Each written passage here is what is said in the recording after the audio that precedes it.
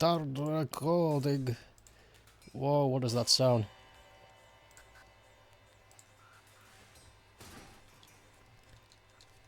Please. Please listen to me. There we go. You saw the clip of the quick boss vanquish. It was quick. Let's check out the leaderboard. I'm still second. Second in the world, baby.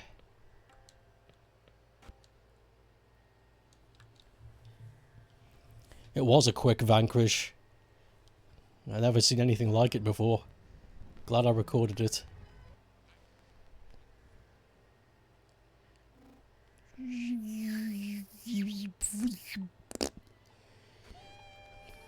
Welcome back to Mmmm.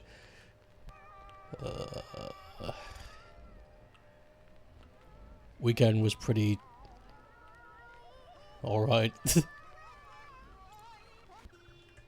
I got roped into helping somebody move their shit, but I didn't feel like my efforts were appreciated. I wasn't compensated in any way, and probably never going to be talking to those people ever again. It was very kind of shocking. It's like, this is did not expect this kind of behavior from you. But the next day was fine. Just spoke to friends. But it's not enough. You expect to have 2 days to do whatever you want. And if you only have one, you feel kind of out-rested. It's like, I still need more time. What a bummer, yeah.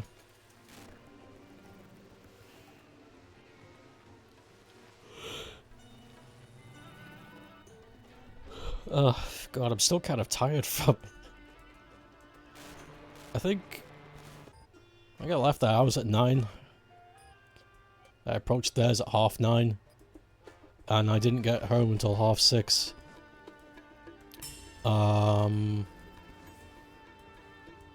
And I didn't eat for the whole day either. I had lots to drink, but there was no time for food. Which is why I'm quite pissed about compensation. It's like, really? It's like, you're not going to give me anything. No money. You're not even going to say, hey, catch you later. I'll buy you those two meals you missed. None of that. Very shocking. It's like, this is uncharacteristically savage of you. You know, I expect it from a stranger, because you don't know a stranger. It's like, well, this person just might be a cunt.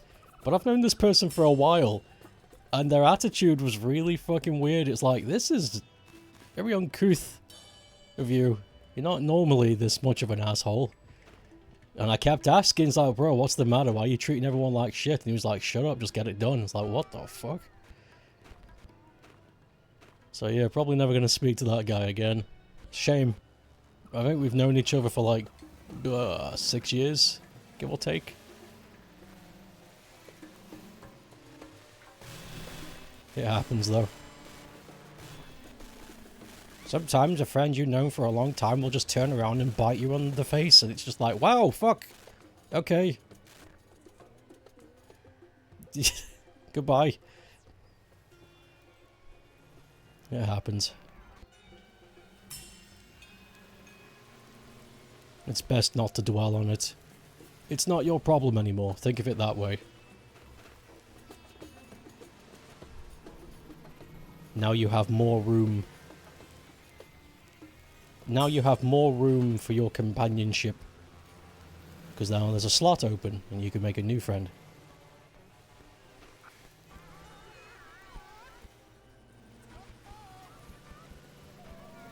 Can I give it like a video game? Your party has a slot missing. Who are you going to fill it with?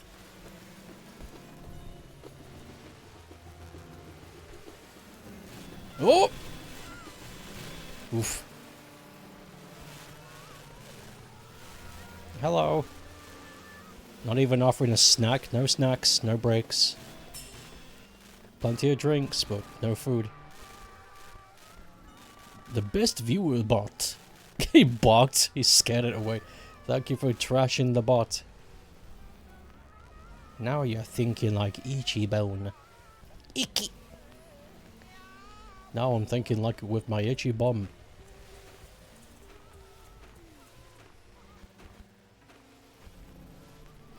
There's a slight disappointment today.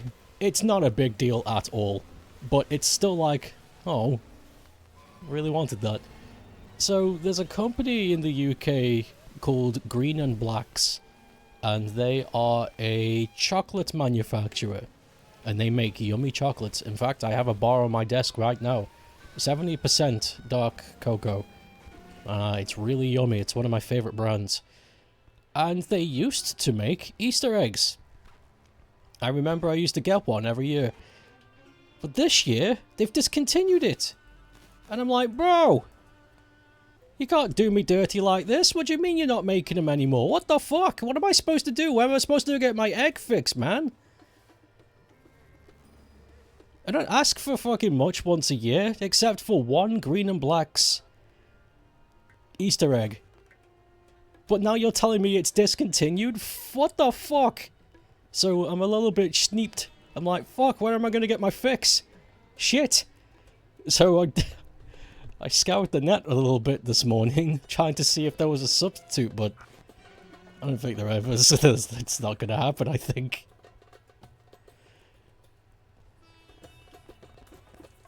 Really annoyed. You've been cleaning up some lettering Oh, the dying of dehydration. You've been cleaning up some lettering digitally all day, and you're not even halfway. You wish me luck. The pile is high.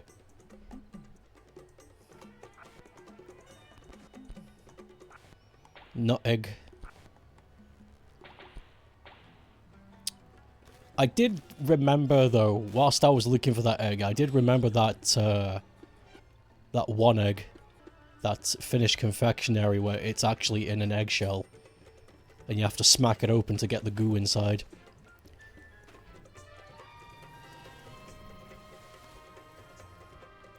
You're still upset about food production products you can't get anywhere else you've had in the last you've had over 20 years. Oh. The nougat thing, yeah, exactly. That epic creature. Yeah, there were some products that just disappear, and it's like, well, I guess I wasn't normie enough to keep it alive. Well.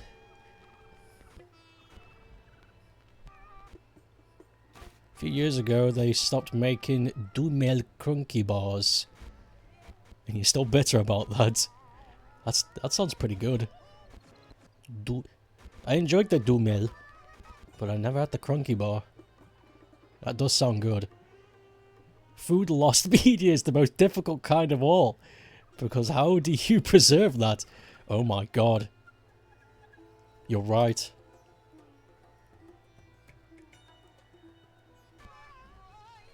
They turned them into protein bars, and they taste like shit. Why did they do that?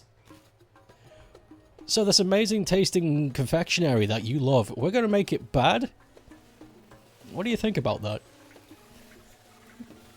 I think that's a bad idea. Well, we're being bullied by our CEO to keep this up, so you don't have a choice. Great. It was probably the best that Ballerina retailed their chocolate vanilla cookies, though, because it was freaking addictive. You were addicted to those.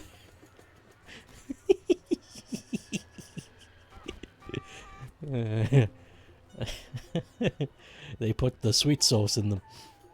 You want Pepsi Blue? Beppies.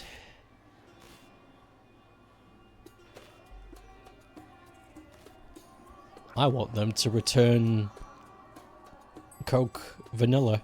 It was the only Coca-Cola... Sorry, not Coke. Pepsi. I want them to return Pepsi Vanilla. Because it was the only Pepsi that I could stomach, and somehow the combination of Pepsi and vanilla made it taste like I was drinking a cake. It was amazing. And they sold it for a year and it's gone. You can get it in diet form, but it tastes like shit. It's really annoying. When they brought back Crystal Pepsi, it was such a good feeling, and now it's gone in the wind. Crystal Pepis. You want Pepsi Green? There was Cola Green once. That was weird. The Coca-Cola were like, this is eco-friendly cola. And it's like, that is impossible. That is impossible. The amount of water it takes to make one bottle of Coca-Cola is ridiculous. How is this eco-friendly? And then they took it off the shelf, and rightly so, because holy fuck, how dare they? You remember when you could buy... Oh dear. Remember where you could buy rose hip juice at the store Bible Thump? What the fuck am I reading? Store Bible Thump, there were different brands. But for the 10 years now, there's been 0 brands making rose hip juice. Bible Thump. Is it really called? Oh, wait. Bible Thump is the fucking Isaac crying face. I can't see the emote for some reason. It just looks like you're writing Bible Thump. It really confused me. I was like, what a strange name to give a drink. Rose Hip Bible Thump. Cool. You know what? I'm not going to question it.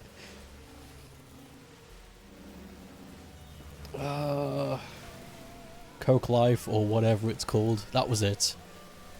That was it. Vegeta used to have cola hair, and his hair highlights used to be burgundy, brown, maroon. I know, he used to be a brown boy. And then his hair went black. All of a sudden, when he got to Earth, his hair singed and it was just black. It's like, what the fuck? Oh no. Well.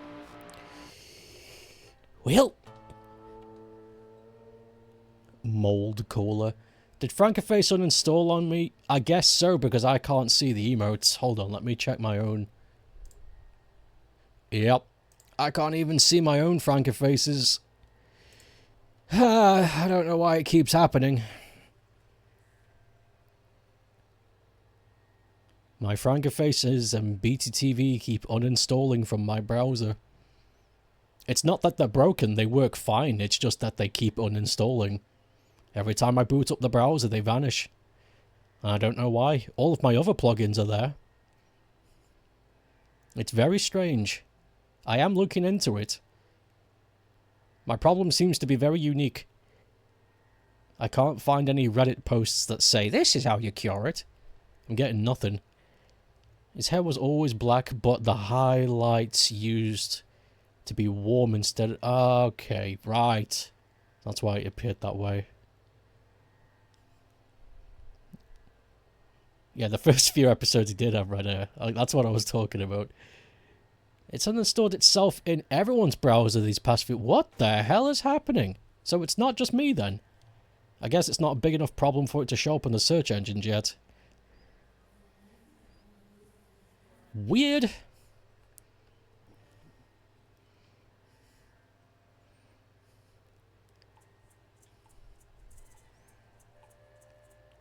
I'm gonna warm my monkey some more. Splish.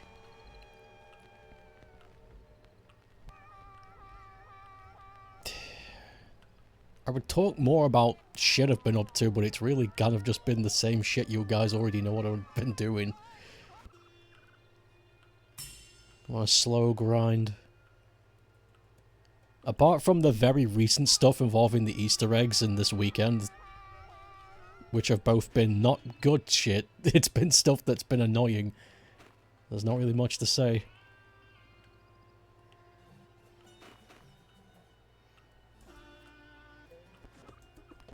It's a wider issue with forever faces specifically. I wonder what's happening at Frankerface HQ.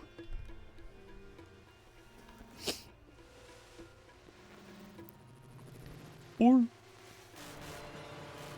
Oi, oi, oi. Oi, oi, oi, oi, oi. Oi, oi, oi, oi. Oi, oi, oi, oi. We got Ginyu Force in Dragon Ball Z Kai yesterday.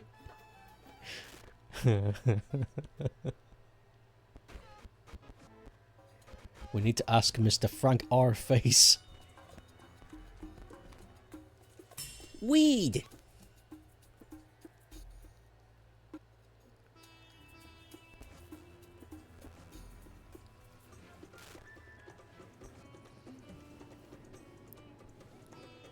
Goldo is utterly pathetic, you love him.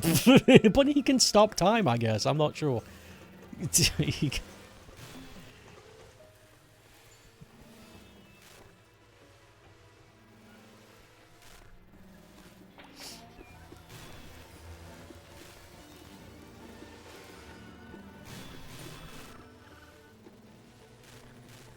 You think Goldo would train to be able to hold breath for longer, but he's just a slob.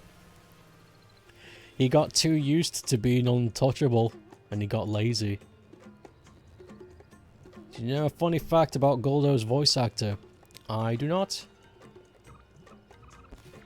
Please tell.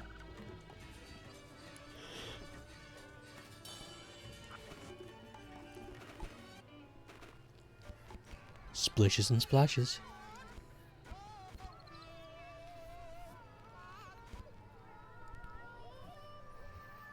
In Kai and everything since he voiced by Greg A.S. Freezer's late VA.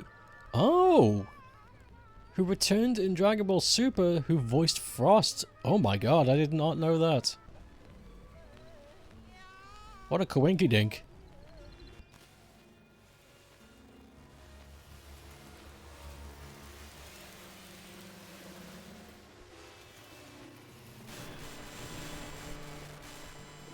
What a doinky kink.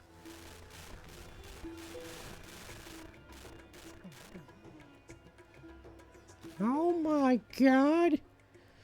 Somebody needs to do Goldo Frost fusion art.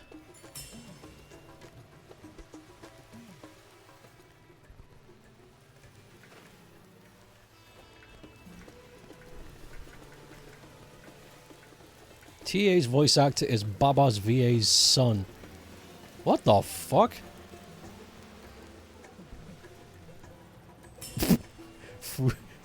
Frudo.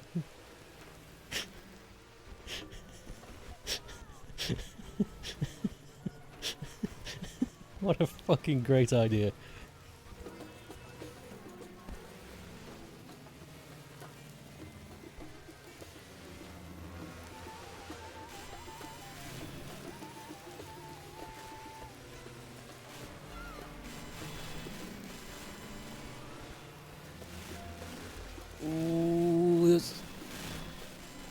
Don't you dare do this to me. Thank you. Oof.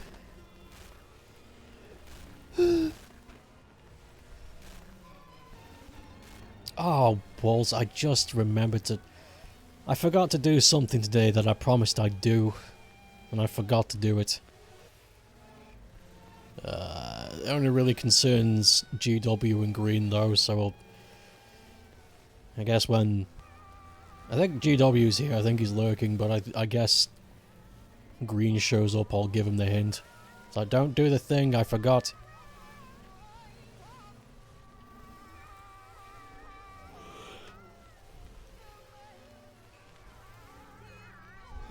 Oh, God. Don't.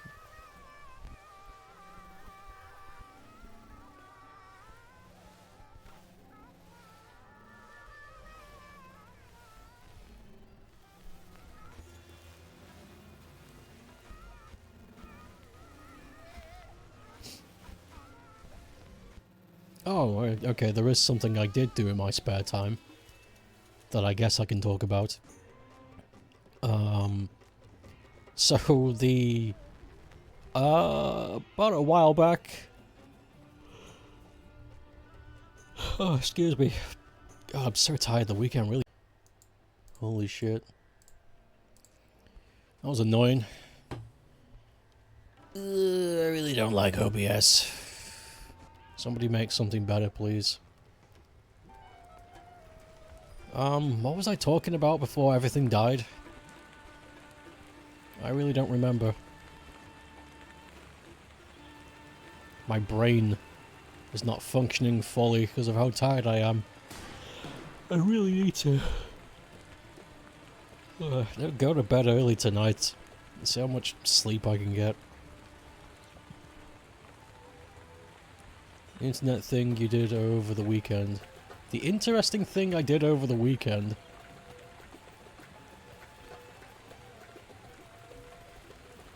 I know I've already talked about the not fun shit, I guess. I really don't remember. Playing D&D yesterday and you were this close to killing a baboon by insulting it. Sadly you had a bad dice roll and you couldn't do it.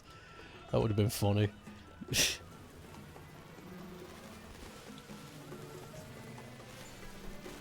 You no, no, no, no, no, no. I survived. Hey, Green. Green, I forgot. I forgot to do the thing. Don't tell anybody. 2 baboons did fall over in some rocks and died. On their own, though. Who the fuck were these baboons? These incompetent creatures.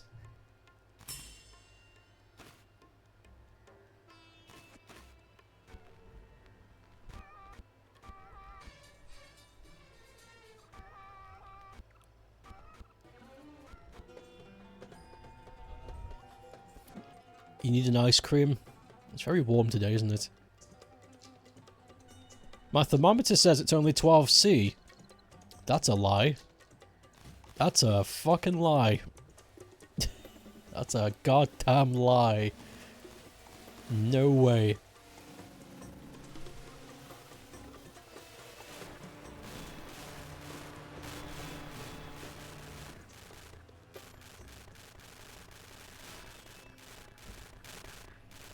They only had 3 HP since there were 9 of them. 3 HP. Sploosh.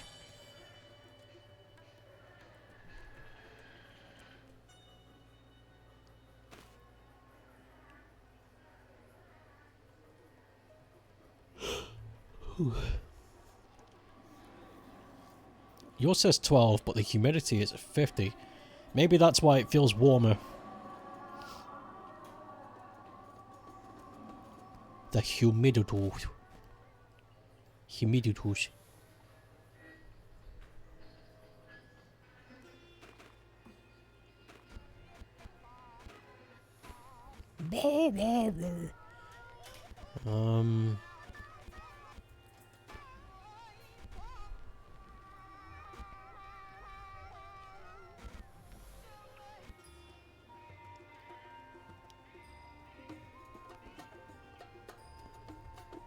It's at 62% to be exact. Okay, that explains a lot then.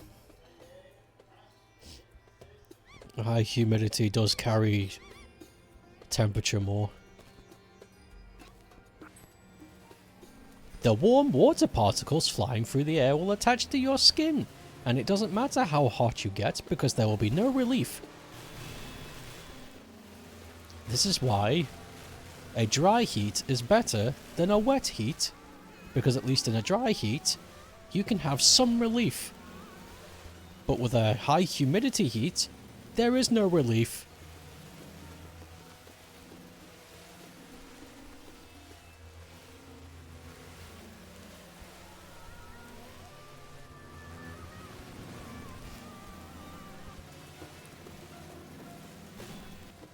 Woo! Made it.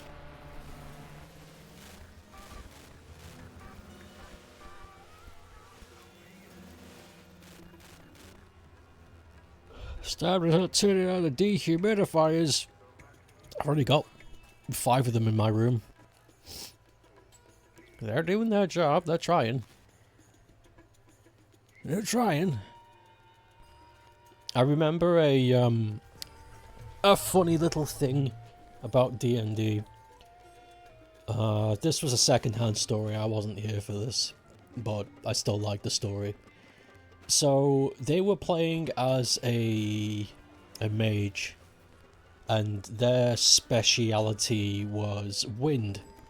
So their magic was their mage that they chose. Their speciality was wind magic, so like tornadoes and shit like that.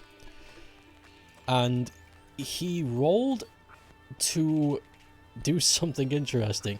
He got a paper bag, rolled a perfect, so he managed to do this, to scream into a paper bag and to hold it in the paper bag so that when they open it again, it will let out the scream he put in. And I'm just sitting here listening to this like, so what did you do with the bag of screams? And they used it as a distraction. There was a dungeon up ahead with a I forget what it was called. I don't know much about Dungeons and Dragons enemies, but whatever this thing was, it was way too tough for them to get past. So they put the paper bag down and snuck away and waited for it to approach the paper bag curiously, just like, what the fuck is this? It opens the paper bag and they rolled for the scream to kill it. And they rolled a perfect again. So I'm just going to say a goblin because that's just easier. Probably not what it was. So the goblin opened the paper bag screamed at it and his head exploded. And I'm just like, you know what? I don't care if the rest of your adventure was ass. That's amazing. That's a really cool D&D story.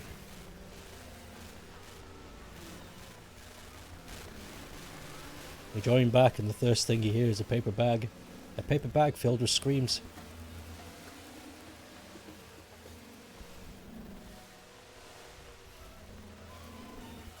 That does sound like a cool, whimsical item, though. My bag of screams will deal with this.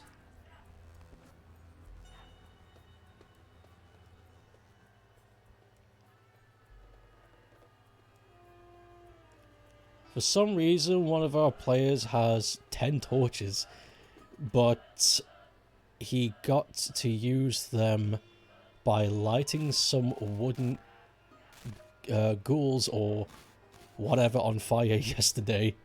Good shit. What if the scream was the I loved I loved her, where it just comes out really fast. Oh my god. I just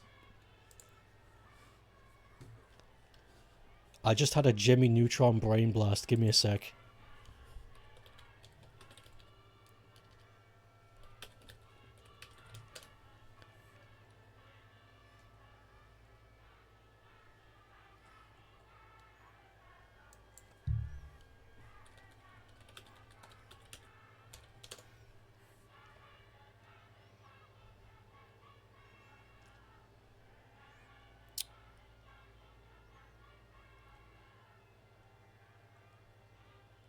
Now I don't even know if this is real. I guess it's not on YouTube at the very least.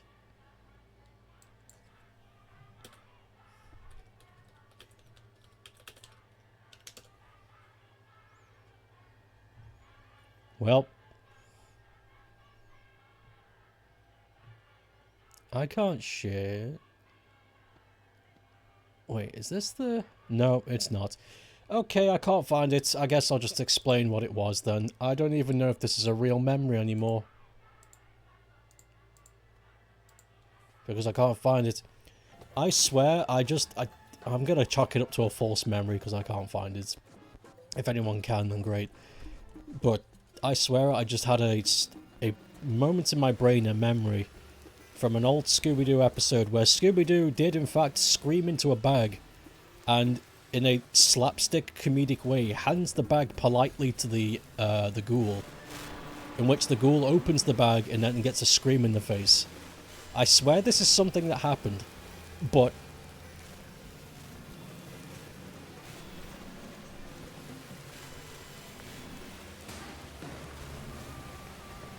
no, I don't know.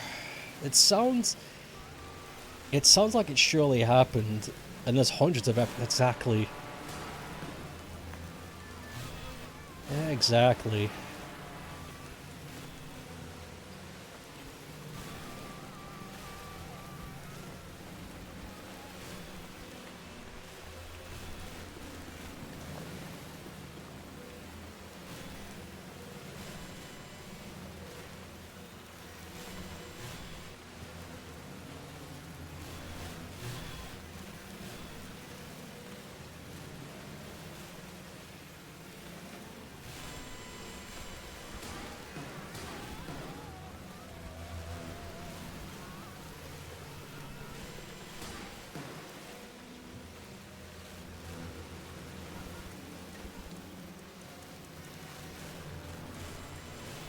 No! I was at the beach. I was at the beach. I thought that was it.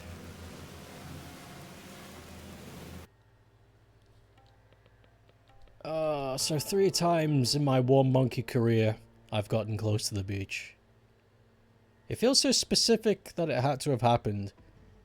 You sure it wasn't a jar? It might have been a jar.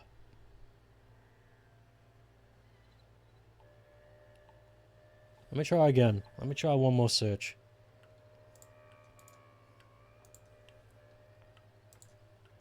Might have been a jar. Maybe I'm confusing the memory because I was talking about a paper bag just now. Scooby-Doo screams into jar. Ugh, God's sake.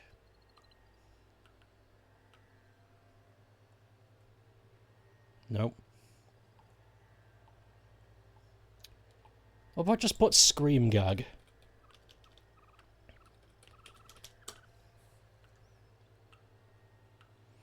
No, it shows me the joke where he speaks perfect English. The famous cabin scene.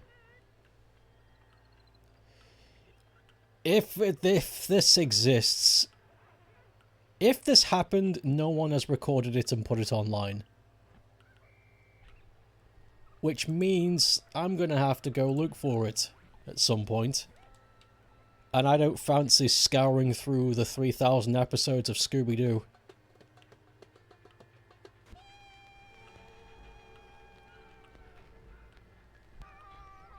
Maybe there's a Scooby-Doo Reddit I can ask. I'm sure there's a Scooby nerd out there that knows every episode.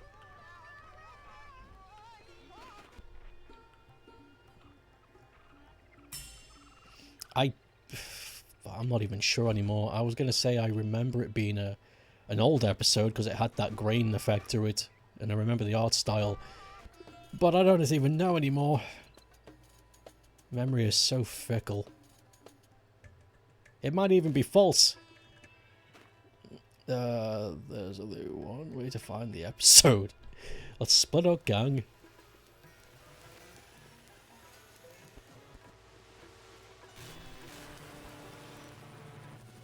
Let's split up, gang, and look for clues. Shut the fuck up, Fred. We do this every time. How about we stick together and look for clues? It's not like we got anywhere to be. Christ. Take his ascot away from him and wear it. I'm Fred now.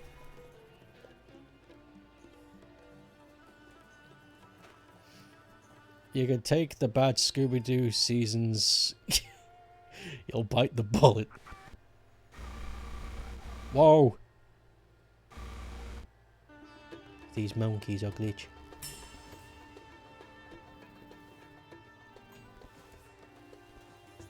Also, let's put a GoPro on Scooby. Because every time we do a split up, you guys always say, where have you guys been? Well, Fred, now we got a GoPro footage for you to look through whilst we drive home.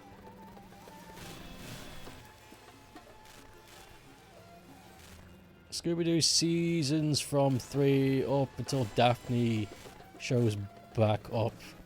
You think that was the worst run? I miss Fred.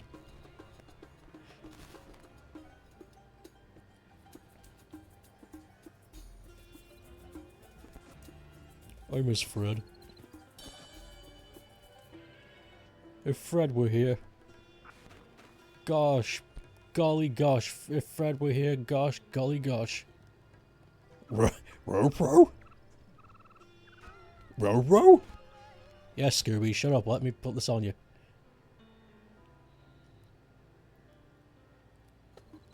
Are you gonna go watch Scrappy-Doo? You think this might be it? I wonder if you've...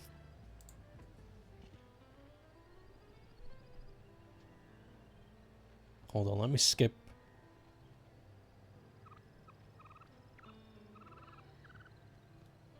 Let me skip through the... No fucking way! Green, you found it! Holy shit! Okay.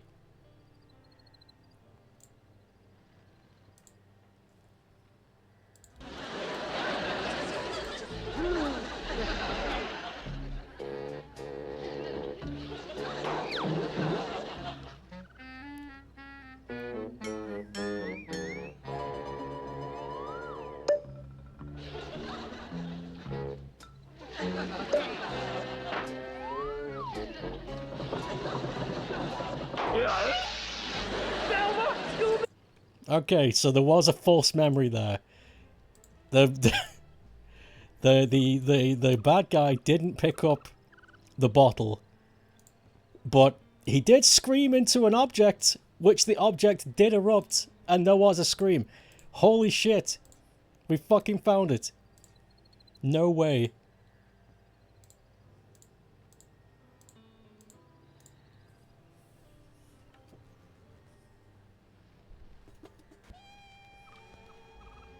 I was joke offering to watch a specific run of it to see if the scene Stoke was thinking about would be in the episode, but fucking Green found it somehow.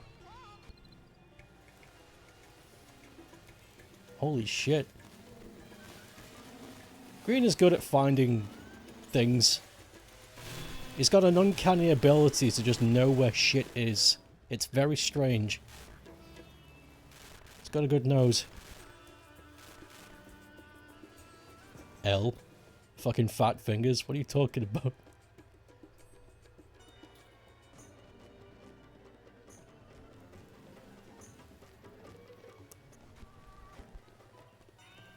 Let's see who this paper bag really is. Removes mask. It's a bottle.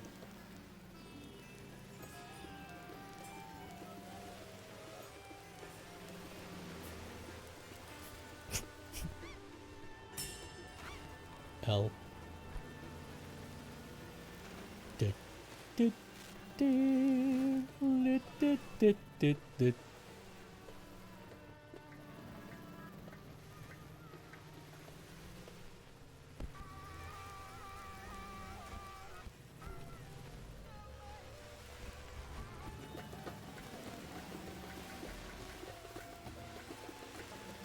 Oh, I think I just remembered the thing I was talking about before OBS exploded.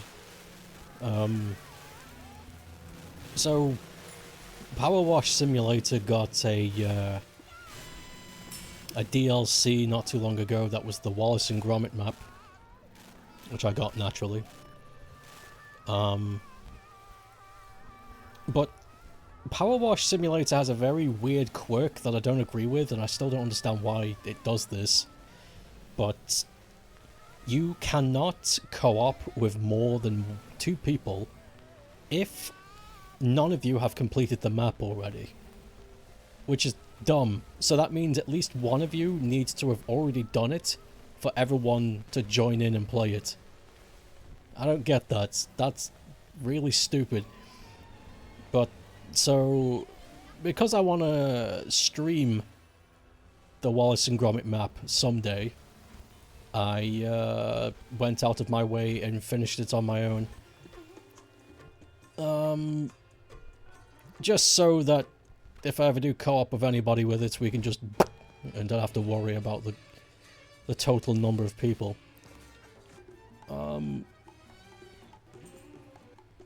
Is it because they don't want players to plow through it super quickly? But who cares if they do? They're having fun, aren't they? That's weird. We don't want them to go through the game fast. But that's fun. They're hanging out, power washing. That's a weird decision if true. And the maps, I think there's 5 maps. Let me hold on. Inside the house, the garden, basement. Yes, there are 5 maps. Which I think is pretty substantial considering the price of the DLC, because normally the DLCs are kind of expensive for how little they give you. But for how much there is in the DLC, you get 5 maps to clean for how much it is. I'm like, yeah, this is a surprise. Normally you guys are cheap as fuck. But it's good. Wait, my memory is not false? You found the exact thing? They did the joke again?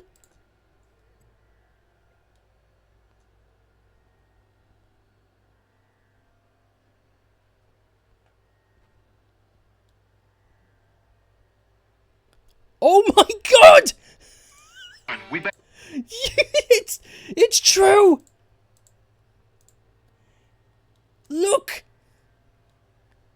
Better see what happened to Shag and Scoob. Look, it's me.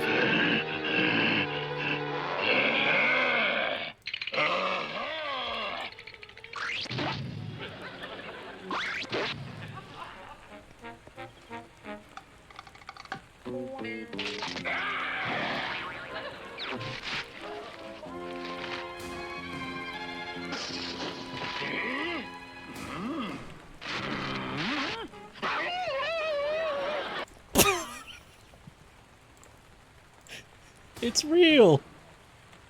No fucking way! Holy shit! My brain!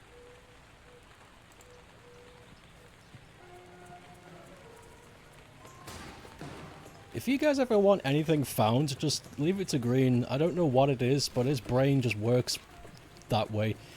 I remember playing a game of battleships with Green, and he flawlessly got every battleship of mine. It was very one-sided match. I don't know. Bro has weird superpowers.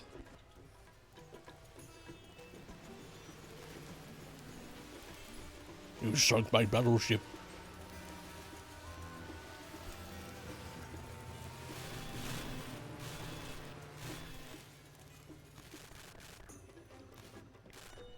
Is that the caveman who's frozen there and we're out? And we're out there and he's here and he's the...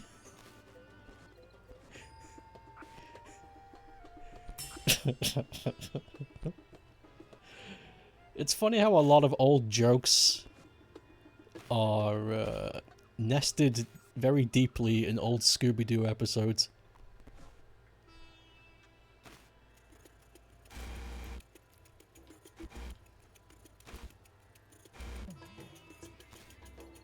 Ask green to find you things. Find out. Bum bum. You know, I got a warning from YouTube because the last one monkey thing had a bunch of Simpsons clips in it. I think the same thing's gonna happen. I'm gonna get like a, hey, what are you doing? It's like, it's just fucking Scooby-Doo clips, calm down. It's like, no, you're not allowed to do that. It's like, fucking why not? Everybody else is doing rotten shit, why can't I? It's like I just saw a Jelking video that was labeled as educational. I think I can upload a Scooby-Doo clip.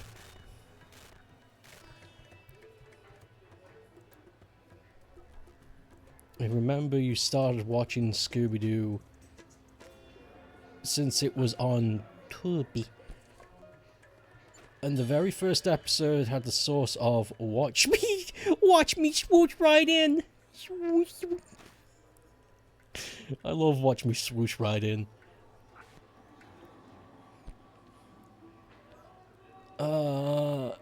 You know your knowledge of classic Scoob is near unparalleled. You watch so much and Looney Tunes. Scooby-Doo? More like, cool.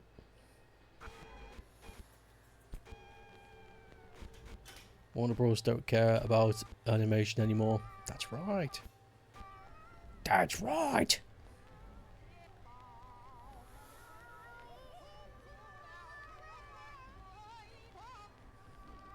A bag of screams.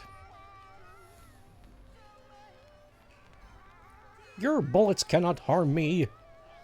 My wings are like a shield of steel. Whoa. Apparently you can clip through the stone.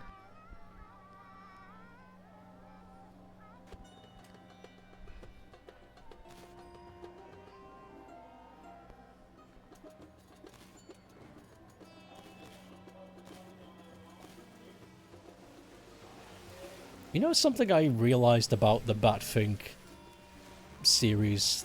The villains were all very polite. Like, they clearly, like, not polite as in they didn't want to harm him, or they weren't up to villainous acts. But the banter between Batfink and his villains were all very respectful.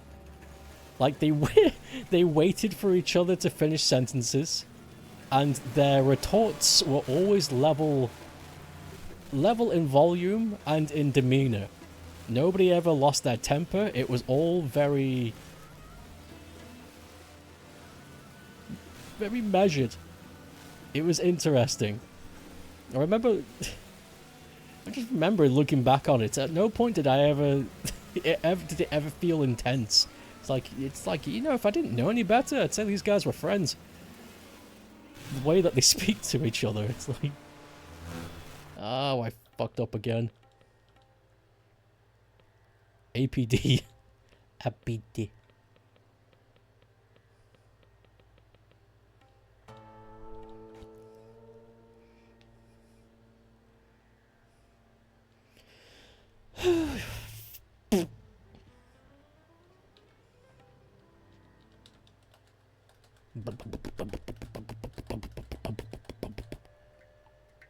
What is Batfink? Batfink is a old...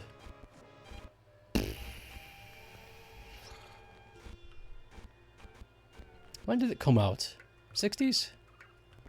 I'm gonna say 60s. Batfink is an old 60s animated cartoon about a superhero called Batfink. And he saved the day in a very corny 1960s style. And his catchphrase was, "Your bullets cannot harm me. My wings are like a shield of steel." That's pretty much it. It's cool, but I don't know. Take a look for yourself. You tell me what you think. I like it for its simplicity. It's something you shove the kids... In the 1960s, it's something you would put the kids in front of the TVs like, "Here, watch Batfink. Here you go." I know what this game needs. A Windows 95 pop-up when you lose that says your monkeys did not make it. Final score. This game does need like a window, an old 95. It needs to be contained in a Windows 95 box, like a Windows box. That would be fun. Your bullets cannot harm me. Asshole.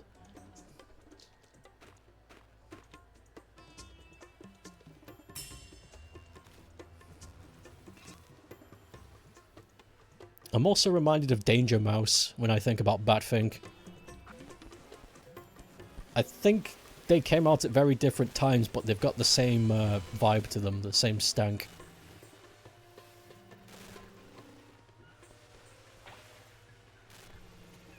Danger Mouse! Shit! These are completely foreign cartoons to me.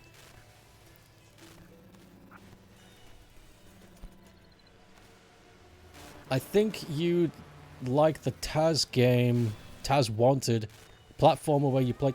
I did look at that once, because I remember a while back I was looking up platformers, and that game does look interesting. I might give it a whiz one day, when I'm in the mood. Because I played that Bugs Bunny platformer a while ago. So it's been a time. Banana Man was fun. Never seen an episode. Ever. I know what Banana Man is. I knew about it growing up. But, for whatever reason, it was never on when I was watching television, which was rare. And if it ever got brought up in conversation, I didn't know what the hell anybody was talking about because I didn't know. Fully aware of what Banana Man is. Never seen an episode. Maybe I should just watch one to get the feel. Taz has a surprising number of games used to play Escape from Mars a lot. Oh god, I just remembered. I played the OG Tasmania for the Mega Drive on here once upon a time. That was a fun stream. I should play Escape from Mars. Escape from Mars confused me. Not in a... The game confused me in a story sense. Because you escape from Mars.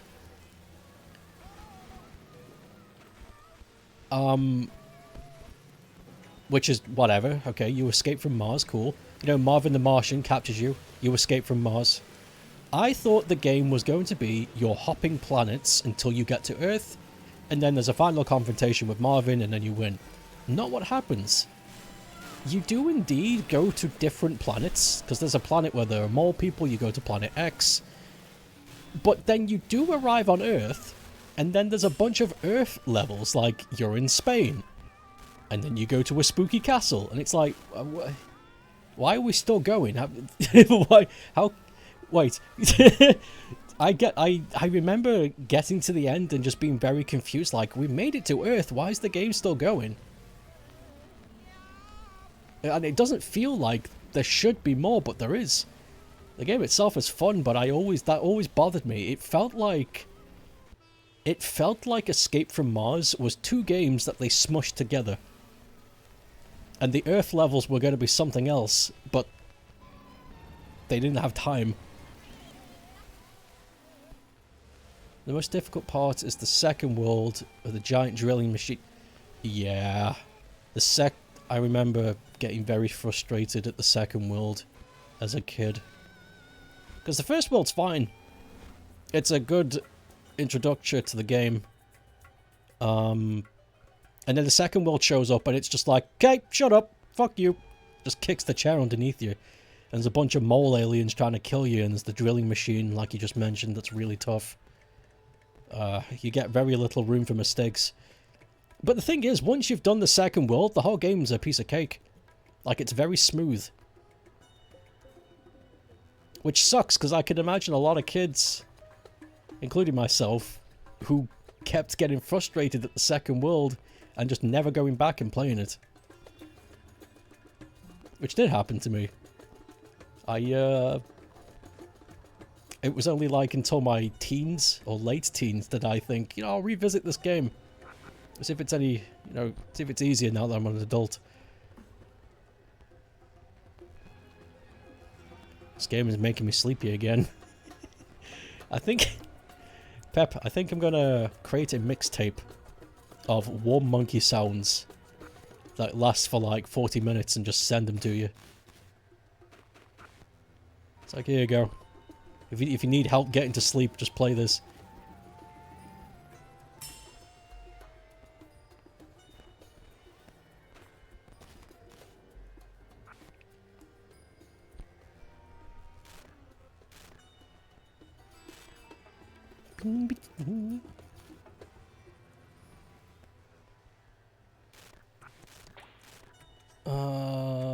That had to be the Discourage Blockbuster rental level. You're right. I always forget about that back then. Renting games was huge. And they needed a level. They needed a level that people couldn't get by to stop them from beating the game at rental. It's so strange.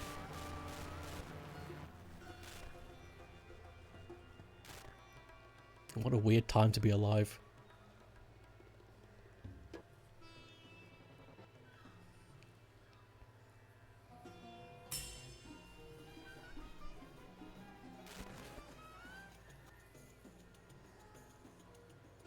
Remember renting games from your library?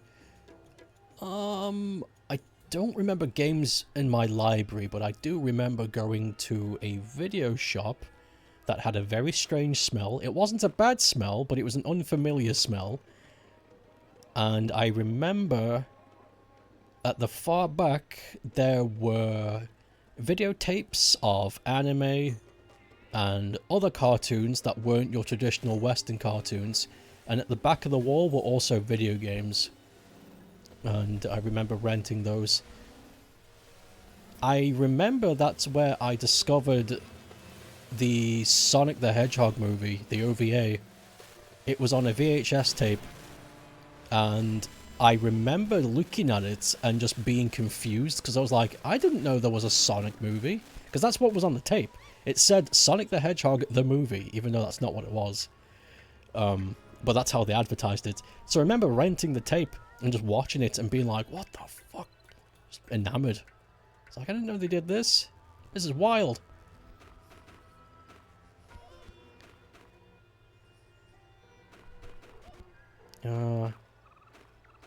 Strangely appropriate to have Taz return from the mascot with attitude era. He fits kind of naturally. He does. Taz does fit naturally in that. He ended up completing them. Both Donald Duck games and Tai 2. That's funny. The hell is this? It's a rabbit.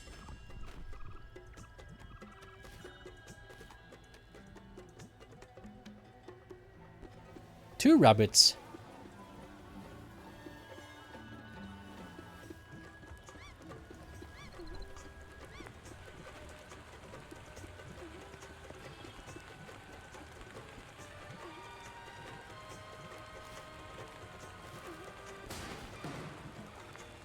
What is this? The Sonic OVA is so damn good. I love it. I love it. I love it for its corniness. I love it. I like it much. What is this?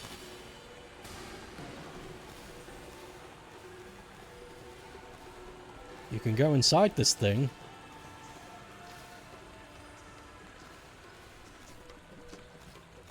What the shit?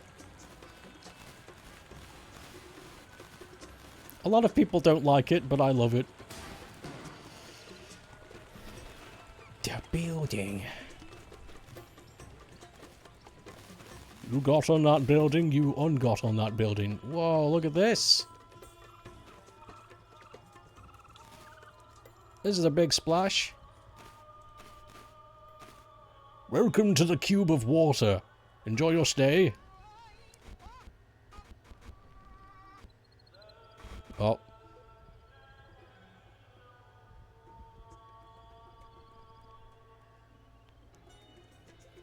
Well, that didn't last long. The Ark.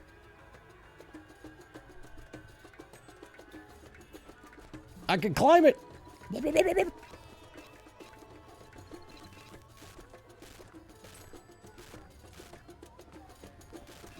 Fuck that! Shit. This is a really cool area. It's so different compared to everything else. I'm gonna keep exploring.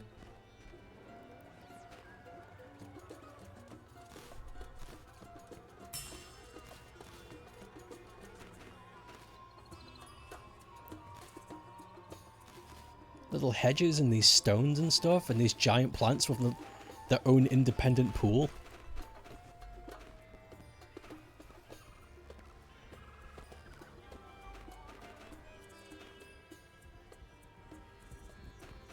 Yum yum funny water. For you, the OVA is basically Sonic CD opening but longer. Yeah, I agree with that. I mean, it was made by Toei Animation.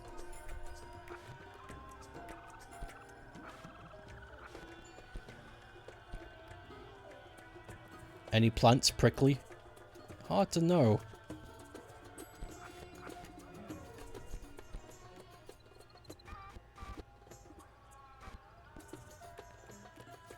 Oh, I didn't know you could drain these. Hold on. Can you drain all of them?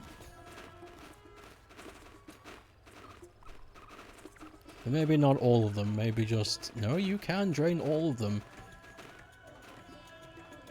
Hmm.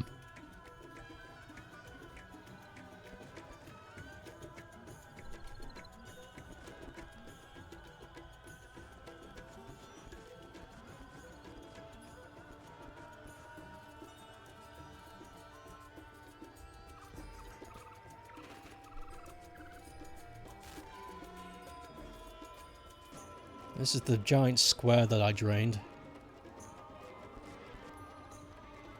The game's lagging a bit. I've got too many monkeys.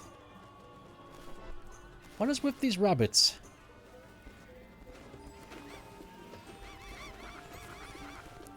Oh shit.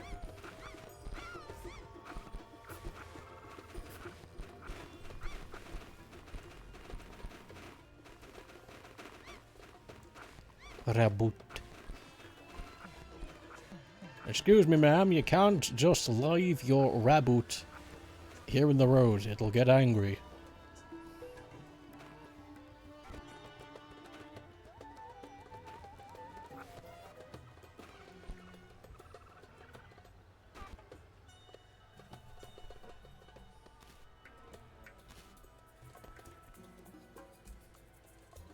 And you won't like your rabbit when it gets angry.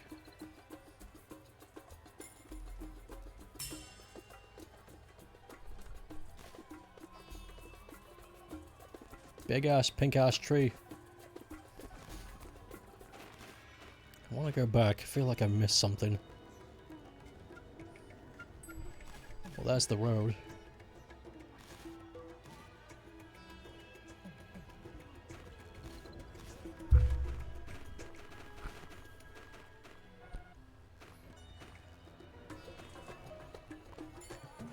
I feel like if I drain all the water here, something will happen. But I don't know if that's... if I want that to happen, or if that's... Is that something I just want to do, or is that something that could happen? I'm not sure. This game's mysterious.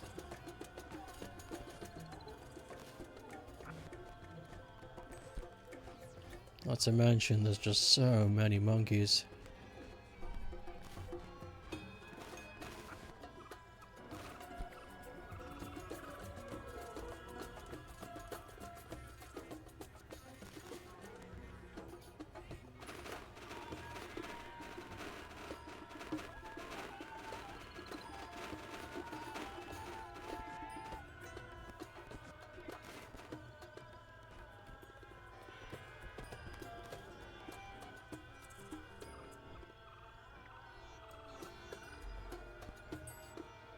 Drain every little plot.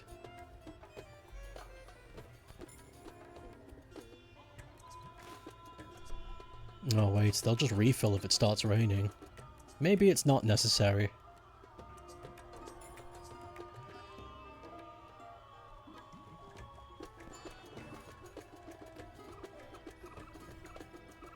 This is a good spot to get score, though.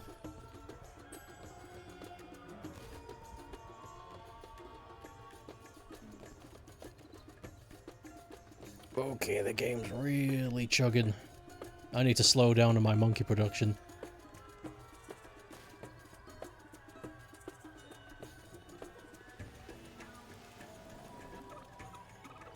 Where are those rabbits?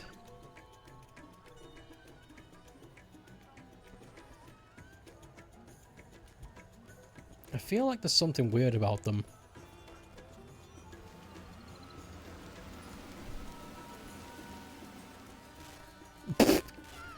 You know what? Never mind.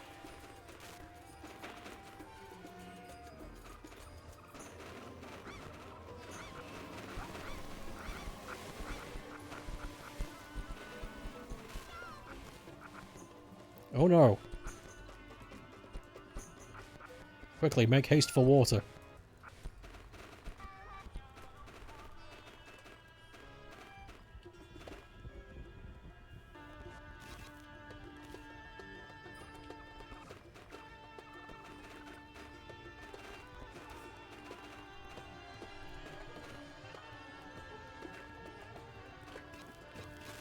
You know what? Never mind.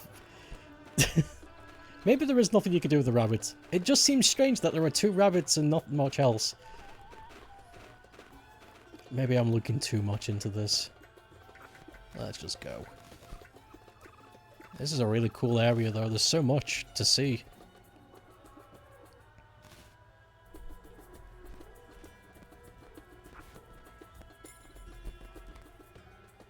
The game is chugging a bit though, even though I am lacking monkey, the game is still chugging.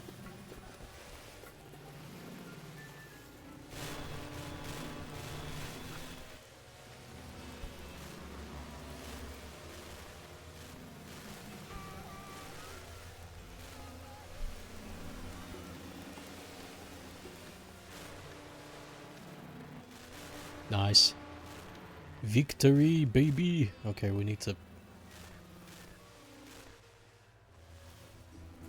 While we're still on the Looney Tunes topic, you have slightly hit take.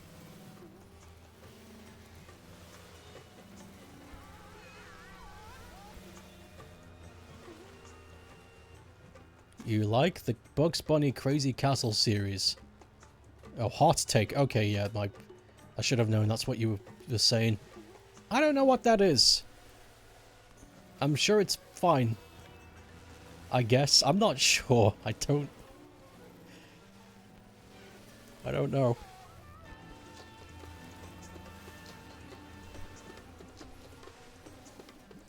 Crazy Castle series. Is this where Bugs Bunny goes off the rails and he buys a castle? With his Looney Tunes money?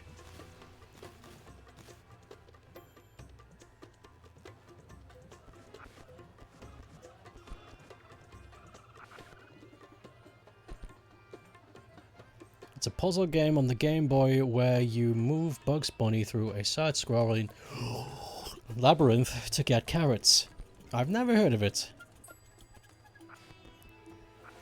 I don't know a whole lot of Game Boy games. It wasn't my console of choice back in the day. Shit! Oh, God, we were doing so well, bro. La la la, skinky doke.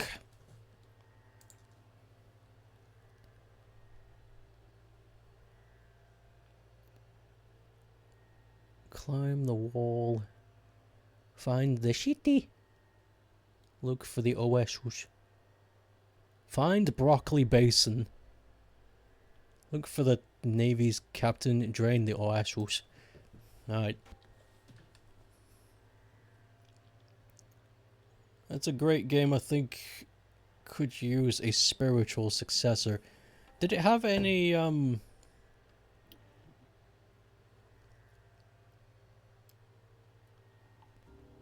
excuse me, did it have any, like, unique attributes about it that,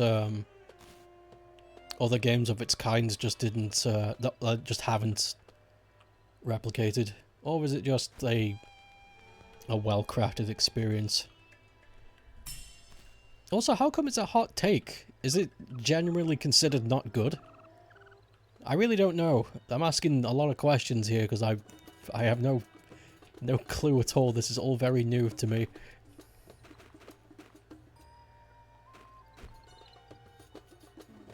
I know next to nothing about Game Boy games. It just wasn't my area. I owned a Game Gear. And then I owned a Game Boy Advanced. And I owned one Game Boy game, and it was Pokemon Crystal. Everything else was Game Boy Advanced. Because my second-hand... I got a Game Boy Advanced Classic. It wasn't an SP yet. I got a Game Boy Advanced Classic for second-hand, and the guy behind the counter was kind enough to be like, because you bought this, I'll let you have any of the classic Game Boy games for free. And I saw Pokemon Crystal, and I was like, I've heard of Pokemon, let's give it a go. And Pokemon Crystal was my first Pokemon game. And it fucking blowed.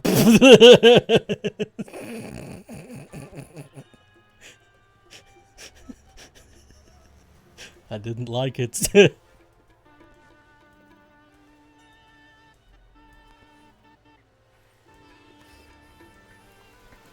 Gen 2 is not very good.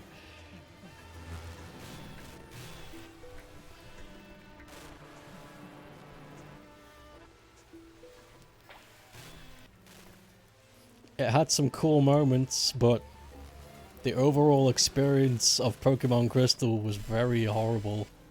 Felt very restricted.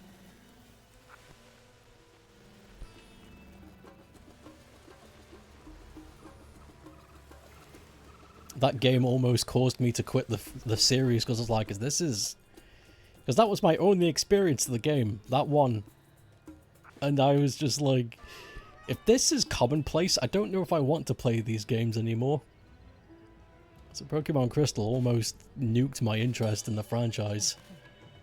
Almost.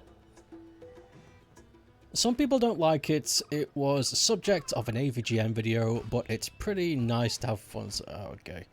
I see. YouTuber says it's bad, everyone agrees because they're too lazy to check it out themselves. The big thing is that you can't jump, and the way you deal damage to enemies is pushing blocks into them. Oh, that's pretty cool. I might check it out. Block pushing puzzles are good. Shit.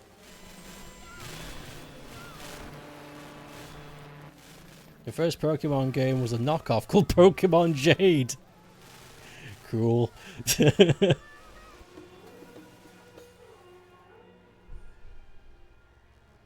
Fucking bootlegs.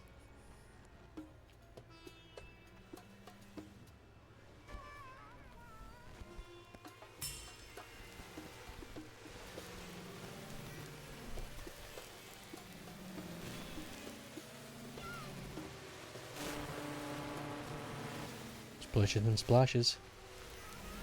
Splashes and splashes, twirling my mustaches. Hello there, Bulma. What do you think of my moustache? Ew. Shave that thing, it's ugly. Alright.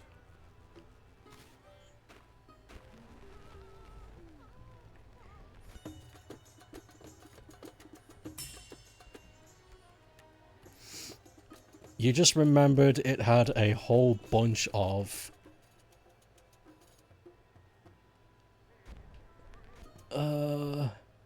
Was that a Vegeta voice? I guess so. At least you knew what I was trying to do. I tried to do a Bugs Bunny voice once, and somebody thought I was doing Peter Griffin. That was a fun weekend. It had a whole bunch of the themes depending on what region you were in. Surprisingly, in Europe and Japan, some instruments were themed around Mickey Mouse. What the hell? What the hell? Yeah, what's up, Doc? It's me, Peter.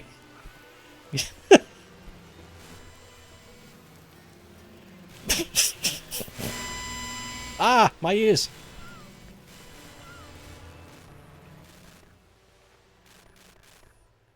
It's me, friend.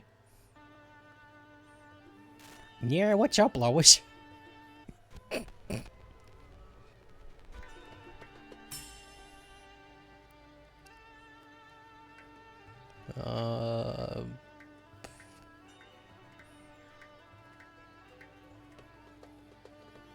So Crazy Castle 2 in Mmmm, it's called Bugs Bunny game, but in Europe it was called a Mickey Mouse game, or even a Hugo game. What the fuck?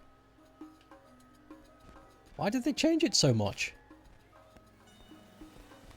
Halfway done with the lettering. It only took 4 hours. So it's going to take roughly another 4 hours to finish. I believe. This is Never mind.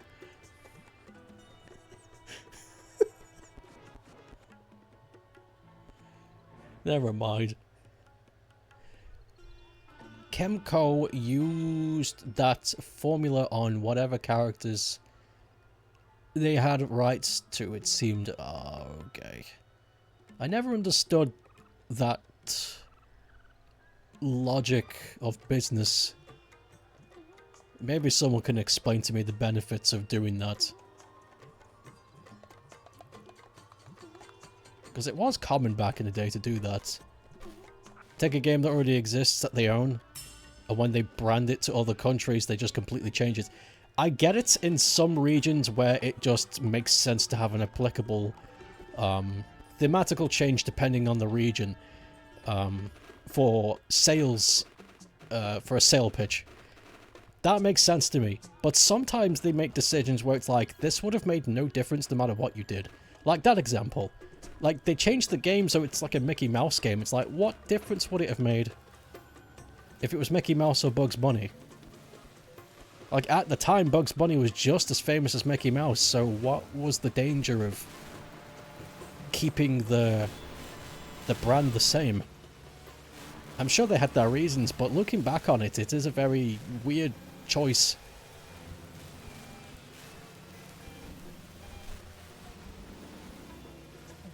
Mickey Mouse, Goofy the dog, Donald the duck,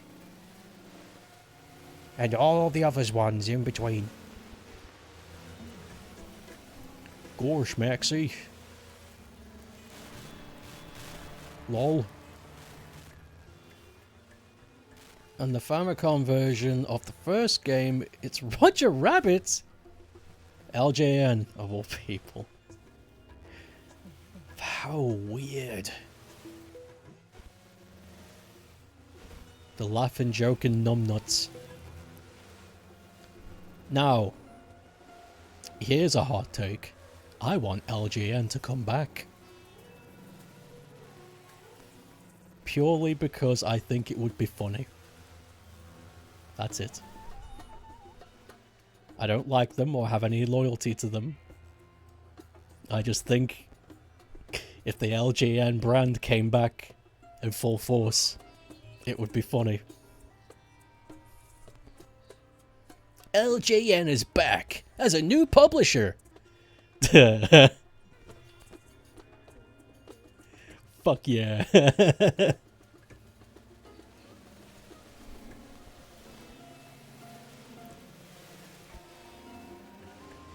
Lovingly janky nonsense.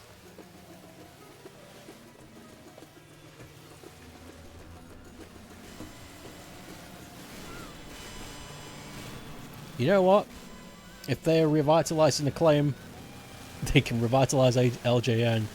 I think it would be a really funny thing to bring them back. Just for the memes.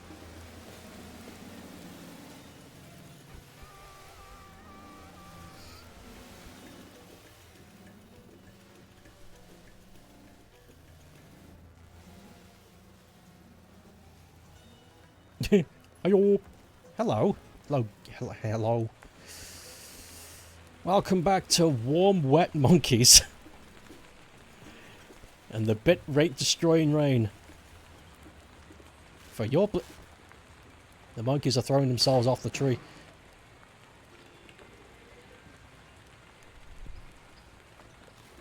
I would surely like to finish this game, I really would. Fuck.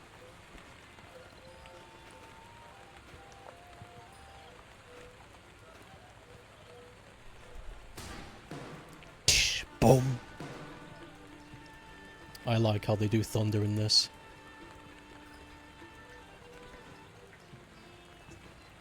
Imagine if LJN was revived, but by one of these licensed game publishers like Game Mill or Outright Games. I don't care how they do it. I don't care how they do it, as long as they get it done. Use Google Sketching for all I care, just get it done.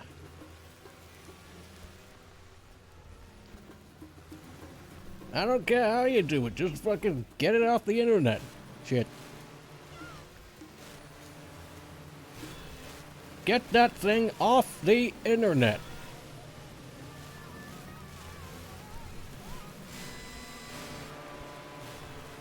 I'm going to employ the rain strat.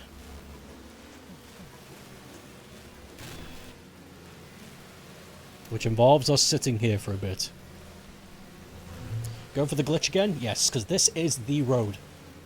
This is the road, so we're going to wait for the rain. Game Mill published the Golem game.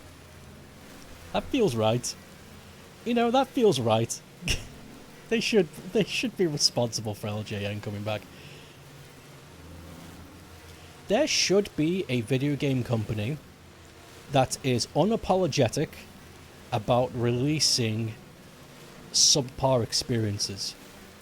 And I don't mean how they do it now, where they act as though they did a good job. I don't mean that. I want a company that goes, yeah, we fucked up, but, you know, play it if you want. Doesn't matter. We're not going to go back and fix it. So, fuck it, you know, play it, rip on it, we don't care.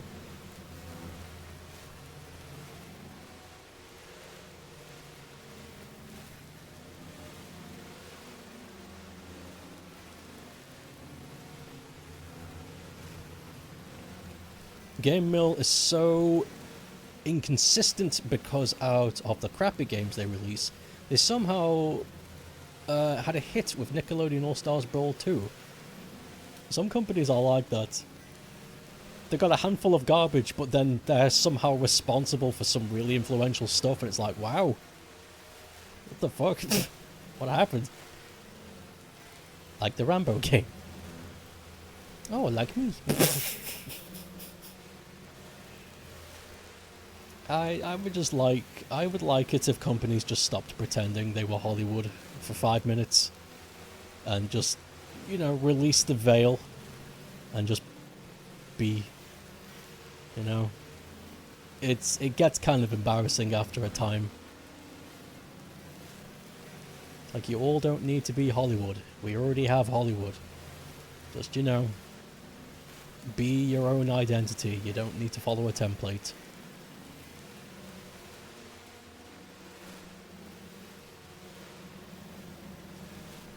Even a broken clock is right twice. That's true. Like if every game was good as Nazbatu, they're doing well. True. Dinner time! Wait, what's...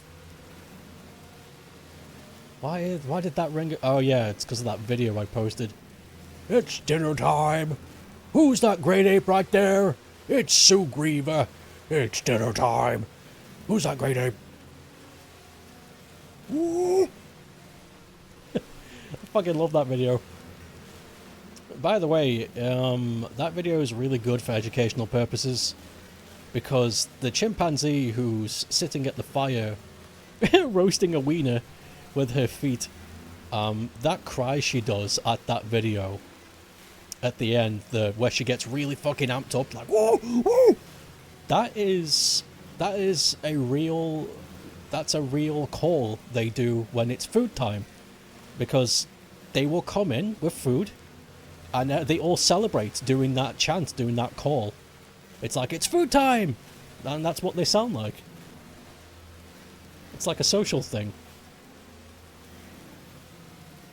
It sounds kind of scary out of context, but that's real. So if you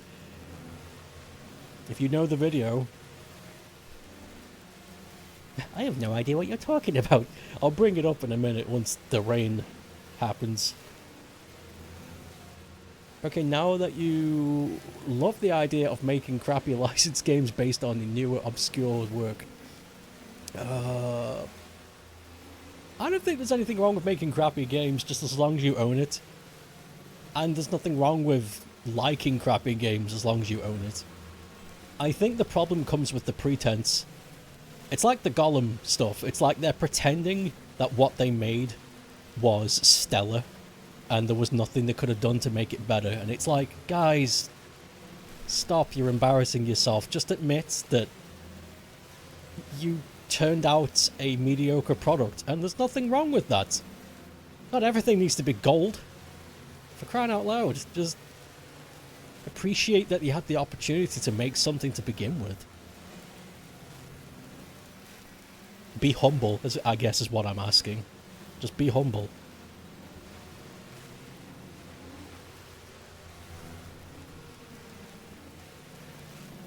And by the way, not everybody gives that much of a shit.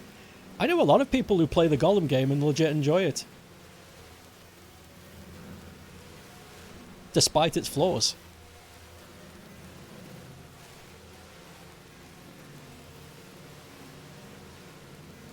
It really doesn't matter that much.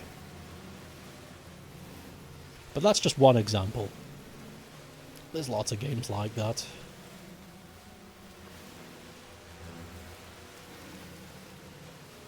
I feel as though if they had a more humble attitude towards their work, maybe they would encourage more audiences. Because people would see the staff, the reputation that they're trying to uphold, and if they had more of a laid-back attitude towards their craft, perhaps more people would appreciate that style of businessship, and perhaps they would, more people might get involved. Like, you know what, these guys seem pretty cool. I know their games aren't, you know, gold standard, but they seem pretty dope. Might check out what they make. Humble and marketing don't go well together. Don't go together though.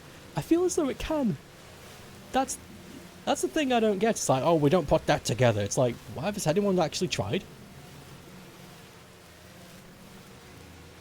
I feel like if you actually tried, maybe. Happy guest. Where's the rain?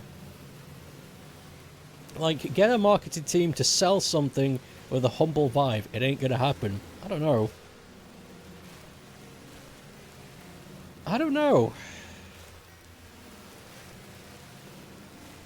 I'd be way more interested in a company that's open, honest, and actually grounded about what they make, rather than some lunatic screaming at me.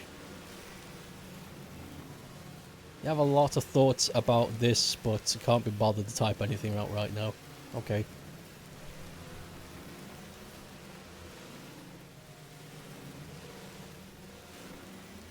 I hope the rain comes, because we're just staring at traffic. There's something awfully depressing about this visual. We gotta go to work today.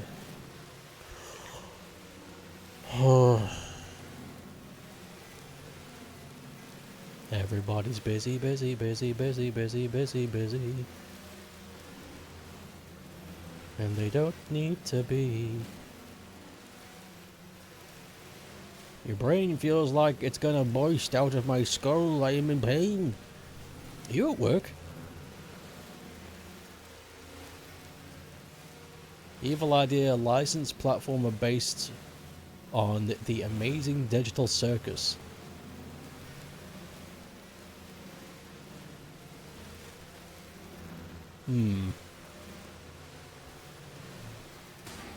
The rain is here!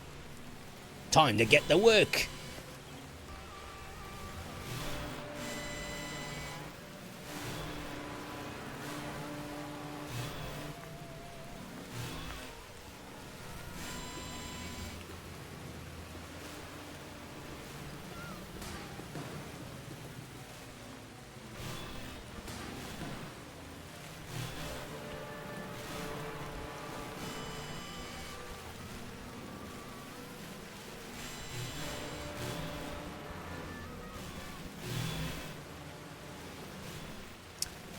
Well, I tried. Let me show you that video I was talking about with the monkey crying. Well, I say cry. It's not crying as in woo. Cry as in a shout. Who's that great ape right there? It's Sue Griever. It's dinner time. Where are you at?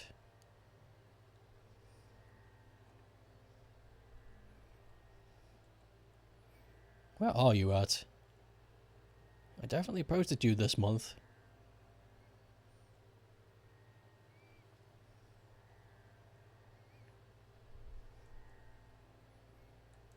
There you are. Okay, let's turn you down a tad. That's gonna break everyone's ears. This shit. Who's out here having dinner? Who could it be? Whose toes are those? Who's that great ape right there? Sue Griever. Is it dinner time? Is it dinner time? Oh, I think it is. I think it is.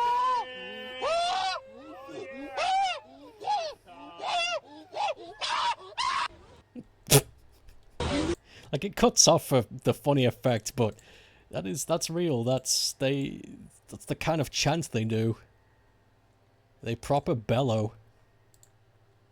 It's fucking food time! Woo! They really love that shit. I don't mean in a I don't mean they'll be screaming. I know that was an exaggerated example. But I mean they'll be inadvertently dressed up, or in trying to sound humble, they'll come off as bragging. And how? Oh, they'll come off as bragging how humble they are. It's not humble if you're bragging. Marketing is about grabbing attention, and humble doesn't do that. It's not. You're not being humble if you're bragging. You're just being a cunt. That's not. No. That's no. There was no point there. That's a straw man.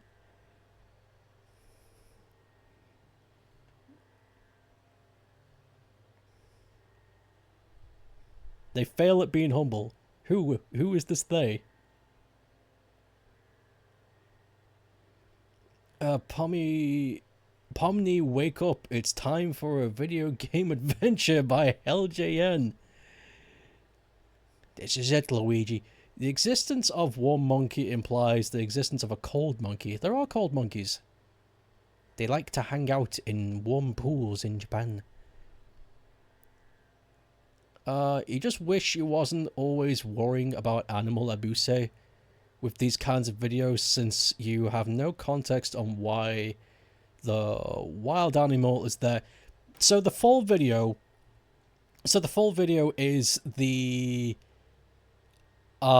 guy who's got the camera is a primatologist, and they are gathered around a big campfire with this chimpanzee who who is one of the rare instances where a chimp can be social around, that can be social around people. And Sugriva, the chimp, is a lady, which helps because they tend to be less aggressive. They tend to be. It's not guaranteed, but it's... well, you know what I mean. And they have around the campfire with everybody else roasting wieners. And if I can find the full video later, the video pans out with the guy explaining why she is doing that display. It's like she's doing that call because it's in her DNA. It's like that's the noise you make when it's food time. And every other chimp makes that noise when it's food time, and it echoes, and everybody knows it's food time. It's kind of the same way that we do when we actually call each other. Yeah, it's like it's time for food, or we ding a bell. It's the same shit, but they do it in a chimp way. No, I would not share that video if the context behind it was, you know, they trapped the chimp or something like that. There was a gibbon video a while back that everybody kept posting me and be like, isn't this funny? And I was like, no, this is awful. The video was a gibbon that was chained up to a barrel, clearly not there of its own will. And the reason why the video was funny is because the gibbon was actually doing a distress call asking for help. But because we're people, and we're like, oh, isn't that a funny noise? How cute is this? And I watch it and I go, this is fucking awful. It's tied up to a chain and it's asking for help. I'll actually show you the video because I'm really pissed off about it. This made the rounds ages ago. It's like, isn't it cute? And I'm like, no. It's far from it. Gibbon meme. Yeah, this is the one. Stop. How do I make this full screen? You can't. Oh, there you go. Right, so here it is. Here's the gibbon. It's chained up. And this cry it's going to do... This is a juvenile, by the way. And its cry it's going to do is actually a help thing. It's like, help.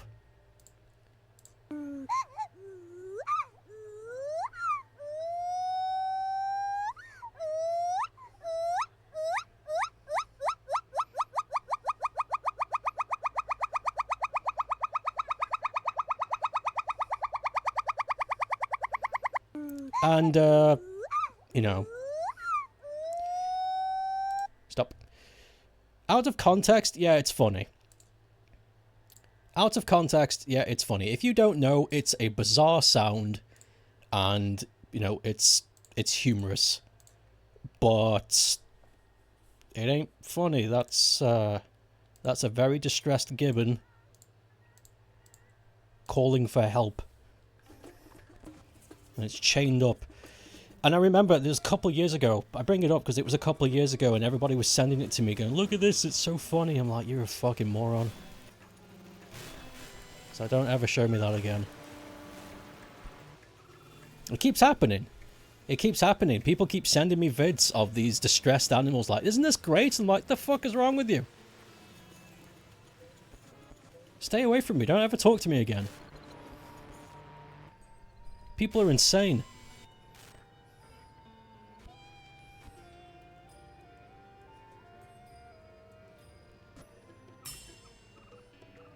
I don't know how you can get a fucking kick out of it. It's fucked up.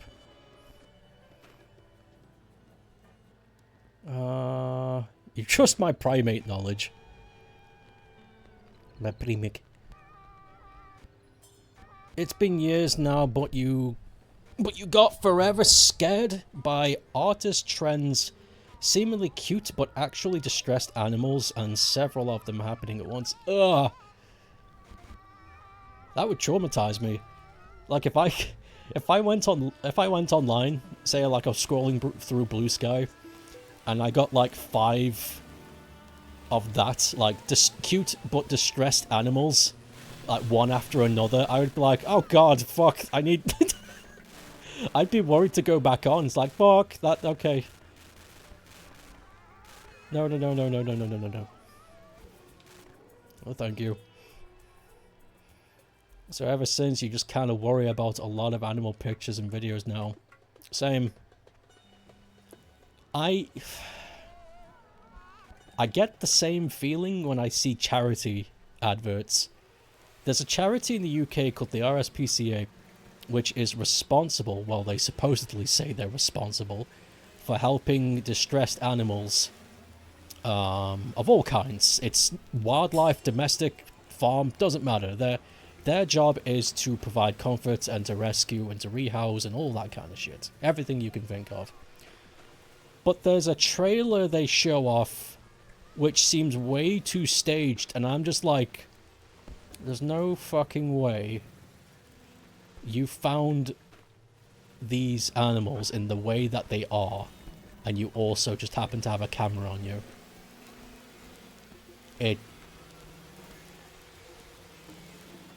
I'd show it, but, you know, I think I'd get in trouble because it's an advert. But I do raise an eyebrow at that shit, and I'm like, this is suspicious. What would be funny is if the gibbon made the distress call and a horde of gibbons burst. That would be fucking class if that did happen. Yeah, everyone's gathering around going, oh, isn't it funny? And then these fucking fully grown Siamangs just come out of nowhere and just rip their heads off. Yeah, it's really cute. A gibbon will fuck you up, by the way. They look small and fluffy, but they're strong and fast. Very fast. Their swing, if they can get enough velocity off a swing, they can travel through the air at 60 miles an hour. That is fucking fast. Imagine that hitting the back of your head. It'd knock you out. Foof! Don't fuck with gibbons.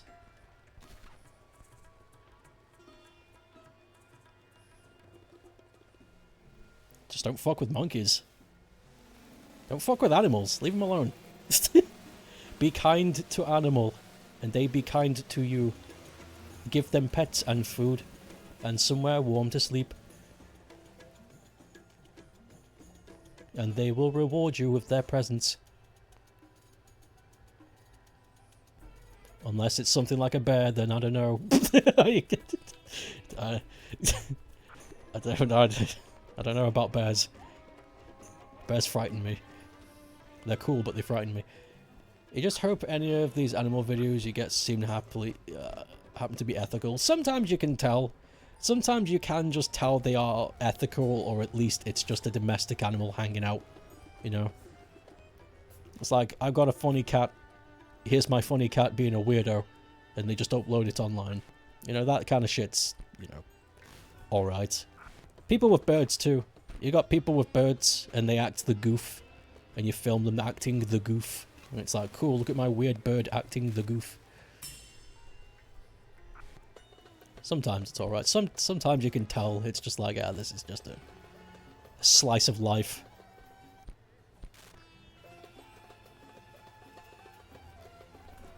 In some cases, it's that people are uneducated.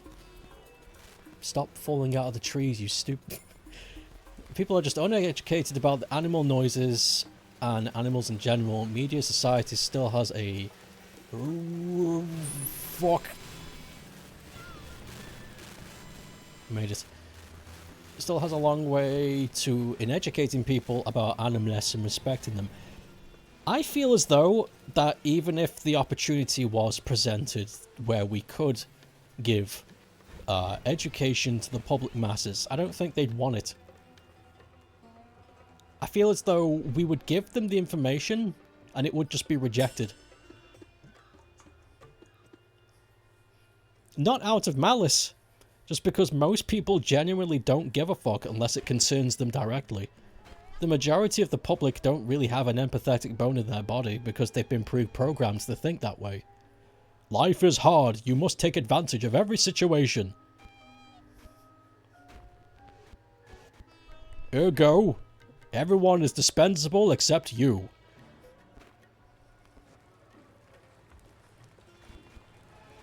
Oh no, the pools are filling. I just drank that whole thing. Avoid bears. It's a good idea. Avoid bears. Then there's the other extreme where you see people posting photos of their pets and then screaming at them, and they're abusing the animals. What the fuck for? Even though they don't have enough context and to make judgment, it's tough. But what the flying fuck? Why haven't...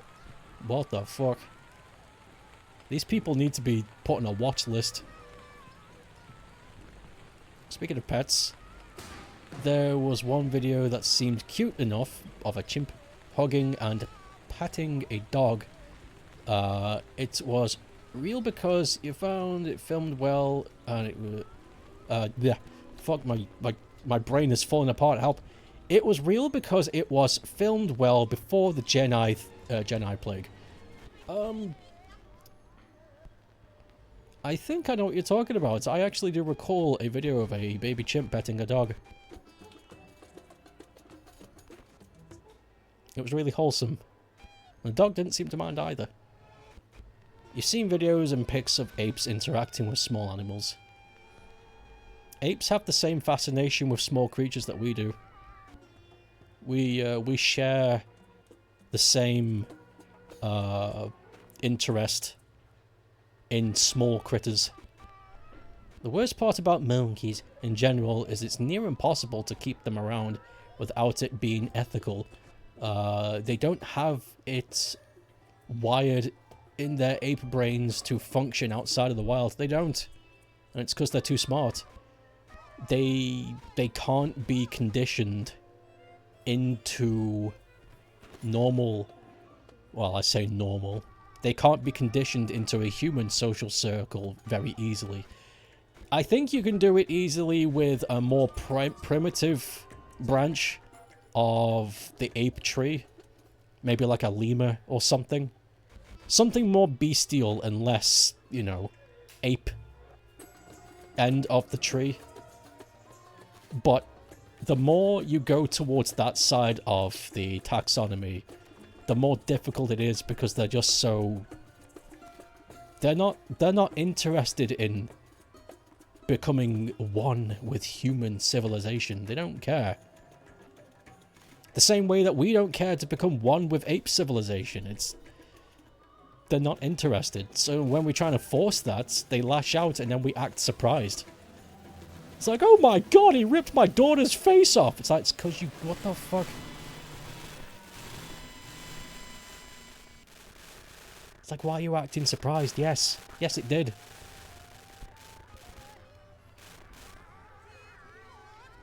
Birds, on the other hand, are actually exactly what people want out of domestic monkeys. Their funny noises actually mean they're acting silly. This is true. You know, I never actually thought about it that way. Domestic, I say domestic. Most of them don't act domestic. They act as they would in the wild, but they just happen to coincide with human civilization. These birds acting the way they do, it is actually the way that they kind of want it to be. It's like, look at my entertaining creature. It's acting entertainingly. It's making the funny noise and doing the dance.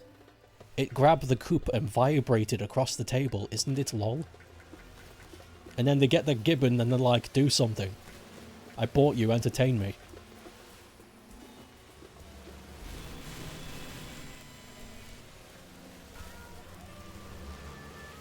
Randos Online decided that other people are abusing their pets based on one photo with zero context. What the fuck? What the fuck? How do we let the animal decide? Let's let the animal decide whether or not it's being abused. You're gonna say it now? If anyone, if you see anyone hurting an animal, it's getting a slap with a house brick. Birds are surprisingly compatible with humans. Birds are. Birds are surprisingly compatible. And I don't know why. Funny little dinosaurs. Funny flying dinosaurs that make the chirp and dance.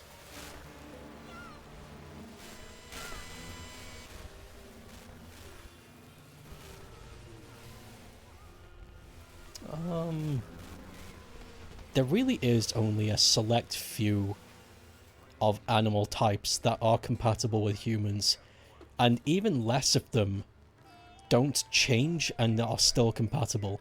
So, I'll try and explain what I mean by that. Dogs is a really good example. We domesticated dogs super duper early. And we domesticated them so early that we even managed to breed them for specific tasks, even way before genetic mutation experimentation was even a thing. Like, we did it the old school way with selective breeding.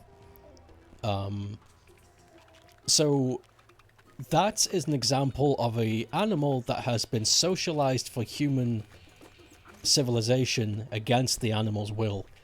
I know that's like, how is it against the animal's will? It's domesticated.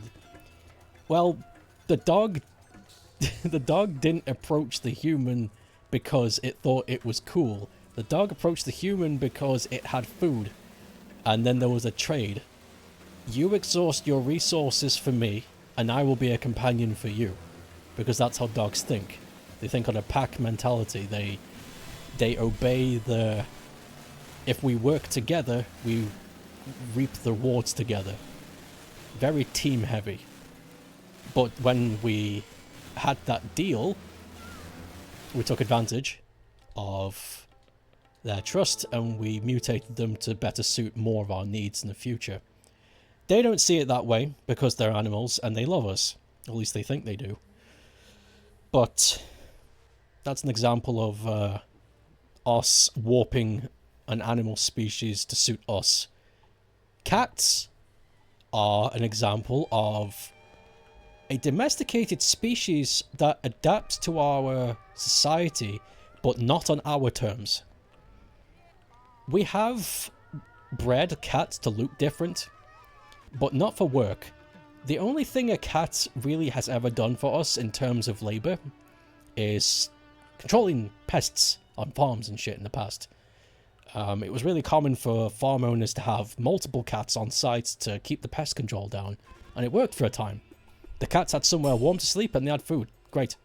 But the cats never conformed to a alternate of trust. There was never, you are my forever companion, ergo I will do whatever you want. If a cat doesn't like you, it'll leave. A cat can know you for 8 years of its entire life, but the second you treat it like shit, it'll bounce. They don't give a fuck. And it's not that they don't give a fuck as in they never cared about you. It's that they have a better proprietary because that's how they work. They're not a pack animal. They are wired to be solitary predators. So if they see a situation that they don't agree with, they know deep in their DNA that they don't need to stick around because their bones are telling them you can survive on your own. So they won't stick around and put up with the abuse like dogs do. And then you've got the other side, which is the birds. A bird has not conformed to human society. It's still wild, and they are not domesticated. But somehow, they live with humans. And we tolerate them, not the other way around. So that's 3 great examples about how these animal types have integrated into our society. There are some grey areas, of course, there always is, but as a general lesson about how we expect things from certain animals, it's interesting that we kind of have this this weird expectation of how an animal that we supposedly own, you know, to act a certain way. It's very strange. I think it's bred into us. You know, it's taught. It's something that's plowed into our skulls at an early age, and we don't question it because nobody tells us we're wrong to think it. Until you actually think about it, and then you realize, holy shit, this whole thing is fucked. That was a huge ramble. I hope I didn't bore anybody. You wish pets could talk so you could know if they're being treated well. You try your best with your own dog and cat. Some animals will let you know in their own way. I think looking into online stuff is probably the best for body language. For body language and how they approach you. For dogs, it's difficult. For cats, it's easy to tell, because cats will... they will treat you exactly how they feel. If a cat doesn't want you around, it'll turn around and swipe at you, hiss at you. It's like, go away. You suck. Fuck off. But if a cat doesn't mind you, it'll let you approach, it'll let you pet it. Cats are very straightforward with their emotions. They will let you know how they feel when you're in their presence. And it's because of how they are in the wild. The solitary predators, they've got no time for complex social hierarchy of language. They don't need it. So their communication will be very bold and straightforward, which is good. Which is very good. Dogs, however, is different. Dogs will love you unconditionally, and that's such a problem. Because the dog won't know if it's being treated badly if that's how it's been treated its whole life. And that's really fucked up. So sometimes you can have an abused dog, and it won't even know it's abused. It'll just think that's how life is. And it'll still love you because that's all it knows. It'll never ever consider, because it's a pack animal, and as long as it considers you the pack leader, it'll never ever consider life outside of the pack. It'll never imagine if there could be something better. It'll just put up with it. And it's sad. Great, if you look after your dog, it'll have the best time of its life every day. And it'll reward you with its loyalty. But then there's the other side to it. You have read that supposedly cats approach humans, but I don't know if that's true. Cats approached us, from what I've read. Cats approached us for domestication because we happen to have the resources. But unlike dogs, they weren't willing to, do tricks or, hunt with us. They were very much like, oh, you have food? Can I have food? And we're like, either we say yes or no. It didn't matter because it wasn't looking for an answer. It'll grab the food. Because cats are, they're opportunistic predators. It's in their bones. They act on opportunity of interest. Which is nothing wrong with that, because that's how they are. They are lone predators looking for every morsel they can get their hands on. And if they see something that they can devour, they will go for it. And because we are very good at resourcing large quantities of resources and hoarding that shit, cats were just drawn to us, because it's like, bro, have you seen these weird looking chimps? They got mountains of food. Fuck this. Fuck hunting mice. Let's go over there, man. And then one of them probably was like, dude, I just worked it out. If you let them touch you, they'll give you food. I'm not even kidding. We don't have to do shit. We don't have to do anything. We can just sit there rolling on our backs looking cute and they'll feed us. It's fucking wild. I'm telling the truth, man. Come here. Come to this village. It's nuts.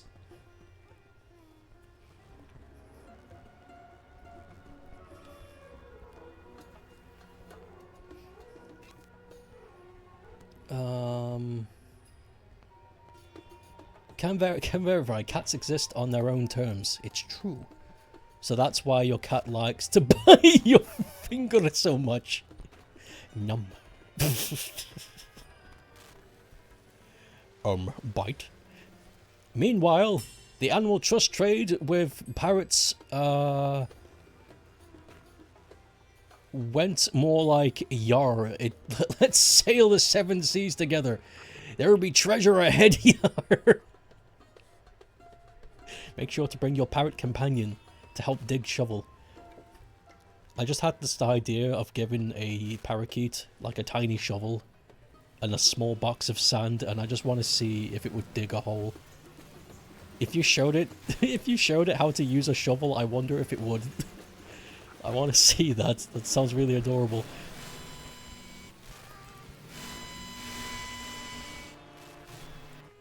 You will do your best to treat your dog well. I think you already do. I think you already do.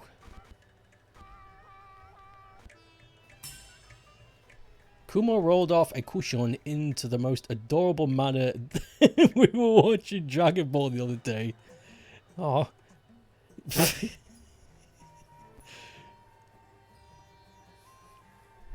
little plop. And then you had the Egyptians who worshipped cats. They did. They did worship cats. That I can't explain. That's... maybe it was like... maybe it was like a byproduct of their doting admiration for cats. Because a lot of people like cats. You know, a lot of people love that shit.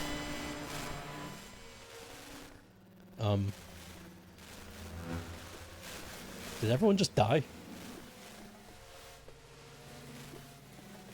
There's no game over score. Is there a monkey trap somewhere? I guess we'll just wait.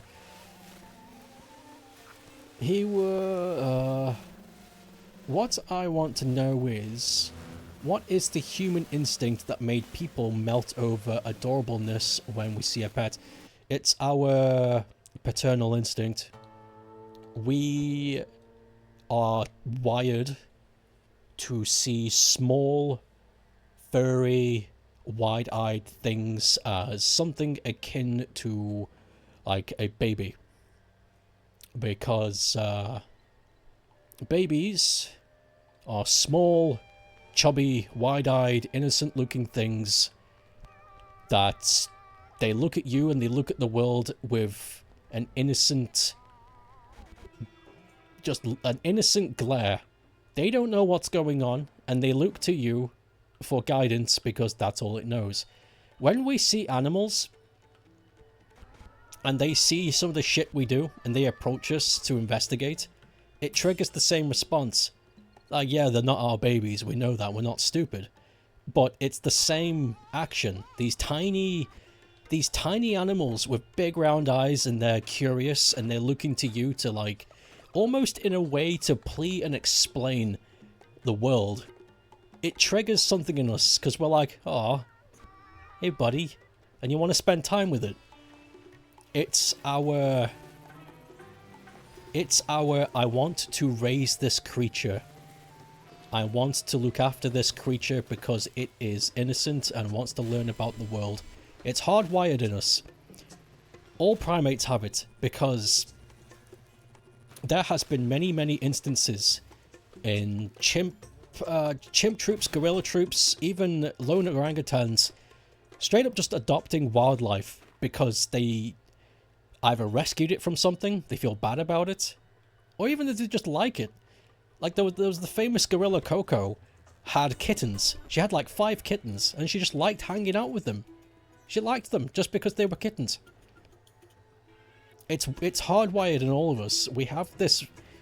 There's a big chunk of iron in our brain that says, when you see cute thing, you must look after cute thing. You don't have a choice. It's in your instinct.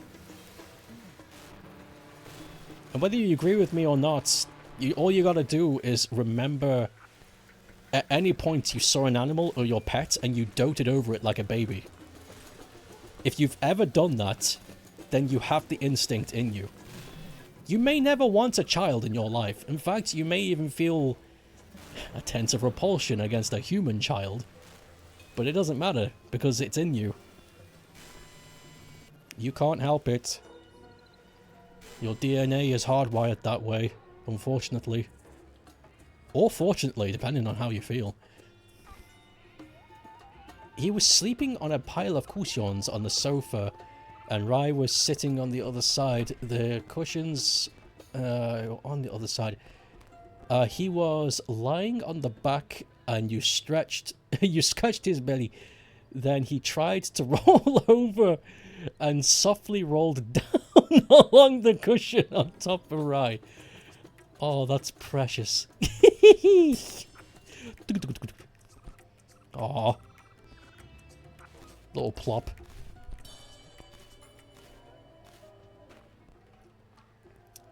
They remind us of human babies. Makes sense from that. I know humans are wired to hate the sound of crying. Yes. Yes, anything that sounds even remotely like it. It triggers a in us. That's why parents will care for the babies. And they don't cry and stay... And they make sure they don't cry and stay happy. For those of you complaining about Yoshi's Island Baby Mario, it's doing its job well. Exactly. It's like, oh, I hate the baby crying. Good. That means you're working. That means your brain is working. You're supposed to hate it. Nobody likes a baby crying. You're not supposed to. That's very normal. You passed the human test. Well done. I remember an orangutan looking after a duckling or something. I think I remember seeing that. I remember watching this video where an orangutan saved a crow from a pond because it was drowning. And it just watched. It watched over it whilst it dried off its feathers. The baby cry discomfort is for real. Old enough that children crying fucks me up. Oof. Baby crying. Coco was a legend, absolutely changed how you viewed animals when you saw her the documentary as a kid. The human test. Oh man. Fuck, I was about to bring something up just now. Yes, okay. So there is a really good example of gorillas even finding human children to be adorable and to want to look after them. So this was a very long time ago. I think I was in high school when this happened. But everybody knows about Harambe. You know, try your best to not do the fucking meme, but everybody knows about Harambe. Child falls into an enclosure, and, you know, the zookeepers overreacted and shot the gorilla dead because that was a really good idea. Sarcasm. But years before that, a very similar instance happened. Very similar instance. Child falls into an enclosure and is barely conscious because the child hit his head a little bit, so he's kind of just on the ground, you know, kind of squirming, calling for help. And the big alpha male gorilla, you know, strolls up and has a look, because that's his job. The alpha male gorilla is to investigate and make sure everything new is safe, so the trooper is safe, because he is the protector. That's his job. So he walks up to the baby human, investigates, starts pulling the clothes, sniffing. Then another gorilla rolls up and wants to hurt the human child. Don't know why. But the alpha male actually did a fucking something that people didn't expect. The alpha male gorilla protected the human child. He charged and chased all of the other gorillas away to protect the human. And there's footage of this happening. He stood over the human child and, like, stood there as a sentry to keep them all away. It's like, don't fucking touch this. And I remember watching that and just being like, fucking hey, man, look at that. Amazing shit.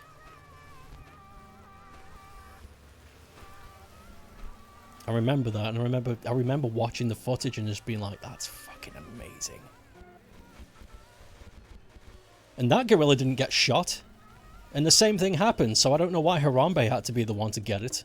I honestly blame the zookeepers. I think they were just stupid.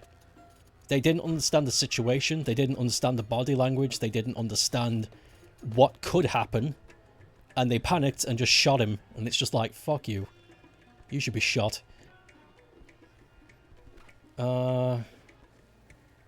Tarzan real. Kid, listen, I know who runs the global elites. Oh boy. You read Hamtaro instead of Harambe.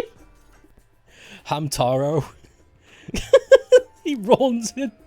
Hamtaro runs up your leg. Kid, listen, I know who runs the elites. What? Little hamsters, big adventures. That's amazing. Zoos and zookeepers aren't equal. No. No, they are not. To be fair, though, I heard the people responsible for handling the situation were fired. If that helps. Not a lot of people talk about the aftermath. Everyone just talks about how the gorilla got shot and how everyone's debating on who's at fault, the mother or the zookeeper. Everyone's at fault, by the way. Everybody who saw it, everybody who's there who did nothing, everybody's at fault. But that's okay, because we're allowed to make mistakes. We're human and we can't control everything. But afterwards, there was a internal committee, and the two zookeepers who handled the whole situation were fired. They were completely like let go. So that made me smile. I was like, good. Good. There should be repercussions for what happened.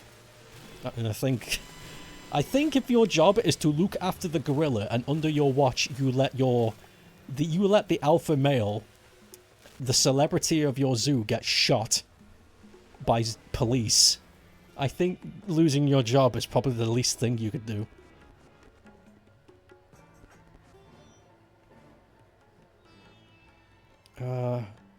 Which country was it that used Hamtaro as a symbol during the political protest? What? Fuck it. Hamtaro badges and flags and shit? Little fuckers, big adventures, Hamtaro. Running for office. People try and pet tigers sometimes. Those people deserve to lose fingers. Unless you're strong enough to subdue a tiger like Mike Tyson, you should not be keeping him as a pet. Mike Tyson owned, if you didn't know, Mike Tyson, celebrity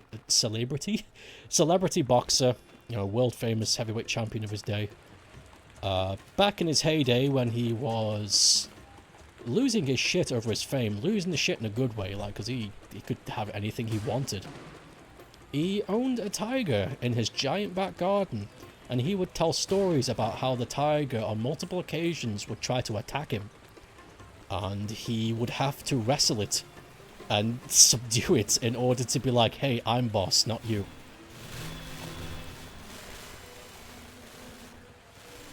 Damn it. I'm really bad at this game today.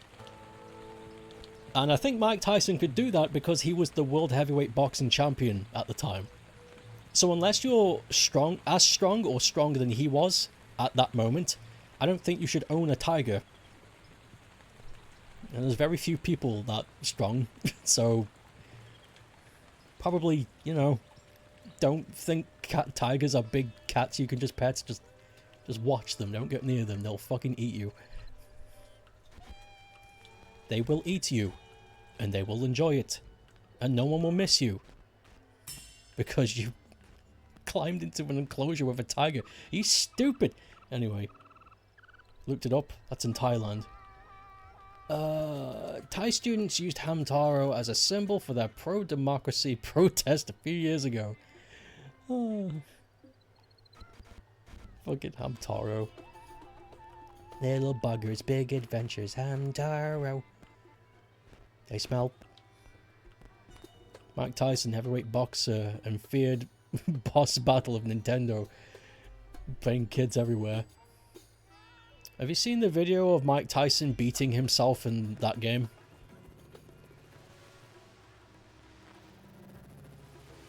Because he knew he was in the game. Was when the game was new, they asked his permission, say, hey, can we use your likeness? And he was like, yeah, man. But he'd never played the game. So, I don't know who or how they encouraged him to do it, but they encouraged him to play the game, and he sat down and played it through. He got good at it, and he beat his video game counterpart. It was a fun video. I liked it. What a trooper. He actually had the patience to learn the game and actually win. Do y'all know about the guy who had tigers for hands? Is this the same story about the lady with cheeky snakes for hands? Or is that different? Persona moment, right. Could you imagine that he beats his Mike Tyson video game counterpart and he has a Persona moment? That's a cool story. I think that is cool. You know, all the drama he's been involved in, Mike Tyson's a really swell guy. He's friendly, despite how scary he can be. But I think I think it shouldn't be a problem. You don't know much about him, but he seems cool enough. He's alright.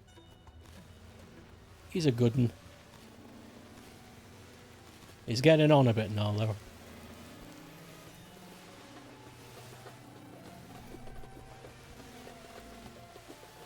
Little buggers, big adventures. Hamtaro. There needs to be a new Hamtaro game. I don't care how out of date the franchise is, we need another one. The dude who got in a tiger enclosure and 2 tigers got the dude's hands in their mouths. I think I do remember this, actually. The way you said it, tigers for hands, I imagined, like, he had, like, magical tiger gauntlets and he was running around punching people. Tiger!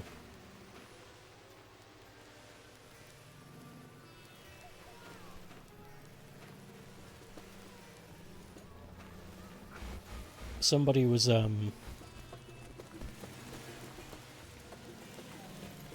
that's a One Piece joke here, but I don't know if anyone else in chat would get it. You could try. Sometimes jokes have an unexpected reaction. Damn it! You know what? I think after today, I'm gonna give up trying to complete Warm Monkey. Because this... it's just not happening, man. I get close, and then I don't get close ever again. I cannot keep playing... I cannot keep playing Warm Monkey for the rest of the year. I mean, I can. I can and I could. But should I? Is that really something I want to do? Maybe. I'll think about that. It would be maddening after a time, though. Warm Monkey once a week.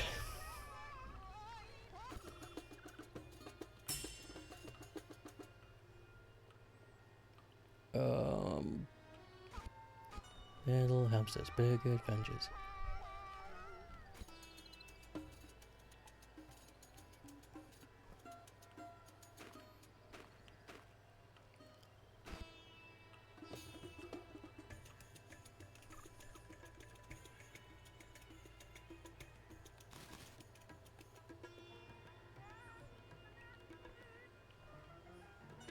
I was going to bring something up just then. What was it? Something to do with tigers, I think. We were talking about them. Oh, that was it. I remember.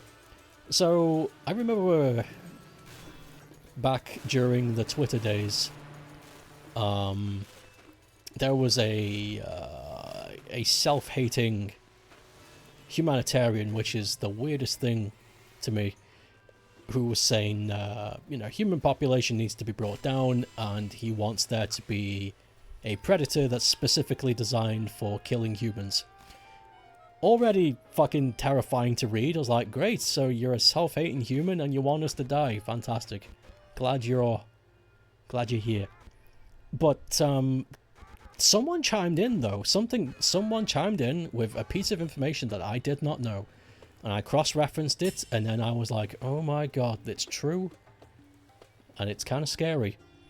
So, back in the day, back in the long, long ago, when we were cavemanning it up, with spears and all sorts of shit, picking berries off the ground, we had a lot of predators.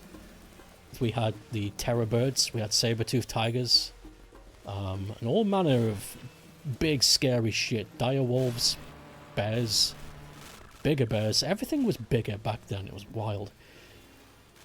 But there was one thing that claimed more lives than anything else, and that was the cats of the wild back then. They were very successful at picking off and killing humans very quickly. And it took them a long time to figure out why. It's not because of their nature, and it's not because of just happenstantial circumstance. Like, humans behave the way they do, cats behave the way they do, and it just happens to coincide with a healthy casualty count. But somebody found something out, whether or not it was a new discovery or not. It made my eyes widen a bit, because I was like, holy shit, it was almost like it was designed.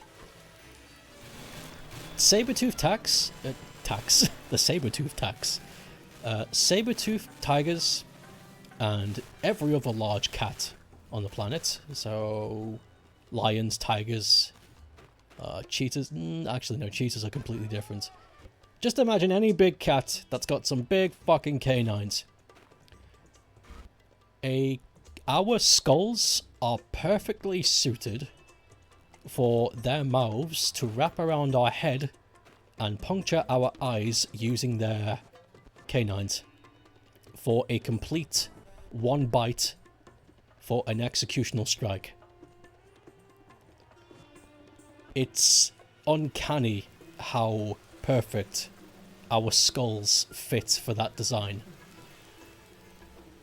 And they theorized that's why Sabertooths was so good at taking us out, because they didn't need to plan. They would just jump on us, bite us, and that would be it.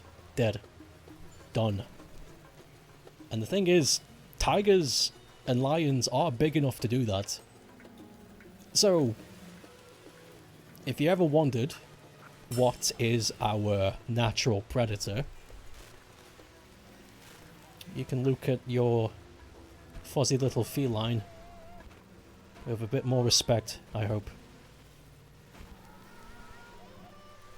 And I hope it doesn't get any ideas.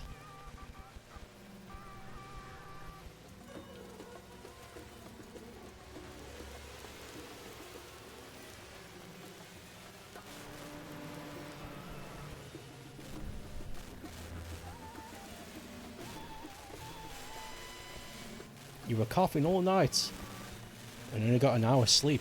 Don't you have any kind of cough medicine?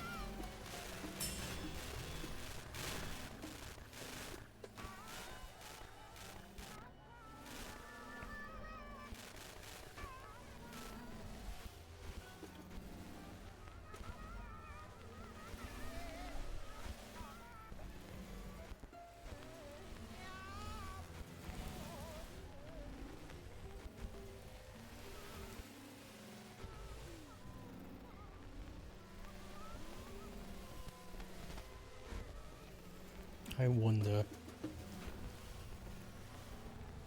Nah, probably not. I was just thinking just now, because there's been, there was a lion species, I forget what it was called. It's been extinct for a long time. There is one photograph of it. It's a black and white photograph of it very far away in a valley. And that's supposedly the last photograph of this lion. And it makes me wonder, because the world's huge, and sometimes extinct species of animals come back. It makes me wonder if they're still around, even after all this time. You don't know why? You have heard that factoid about feline and humanoid skull shape before. I guess it must have made it must have made the rounds. Feline fudge. There was a cool, crazy thing that happened a few years ago. Your brain absorbs half factoids like sponge. I somehow read the end of your sentence first, so I was going to read your sponge brain like it absorb half factoids. That's what I was going to say. It's a broken ass English. Don't know what happened there. But there was a cool thing that happened not too long ago. Not a lot of people talk about it, which is a shame because I think it's fantastic. So, the famous Japanese crane, I forget its full name, I'm not too smart with that.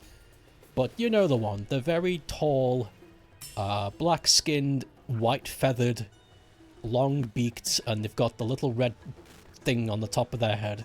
It's an iconic Japanese animal. Their numbers are... Oh, I was going to say okay, they're not okay. Their numbers are low, they're endangered. Because of some stupid culling or some shit, I don't know. Somebody had a bad idea and everyone agreed. And, so the small population they are keeping an eye on. But something happened not too long ago. I say not too long ago. Not too long ago in the grand scheme of things. But this happened like 2 or 3 years ago. A migrating population of this particular crane flew in from the west of Hokkaido and settled with the other cranes, bringing the population up by a couple hundred. Which has baffled scientists even now. Where did they come from? There was nothing west of Hokkaido. Where have they been? Nobody knows. Nobody can work it out. So if there's a hidden population of these fucking things, where were they? And they tracked their flight pattern. They came from somewhere west of Hokkaido Island. But there's nothing there. It's ocean. Big mystery. Still cool though. Imagine being there for that. Imagine being at the site, just looking after these things, and you just see a couple hundred of them fly in and settle.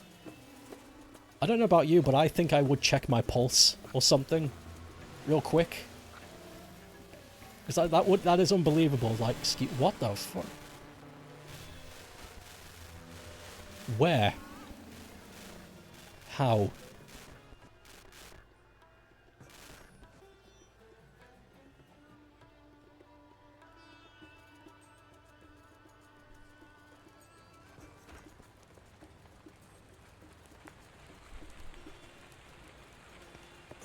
There's a video I saw on BlueSky, I think it was either yesterday or the day before, but it was a shark swimming near the surface of the water, and it had an octopus on its back, getting a ride.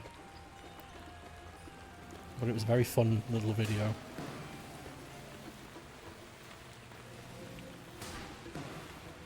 I love cranes and herons and storks. Tall waders, they're cool. I like tall birds, they're cool. You saw that too. It's so cool. Just hitching a ride. The shark didn't mind at all either. Love sharks and octopus.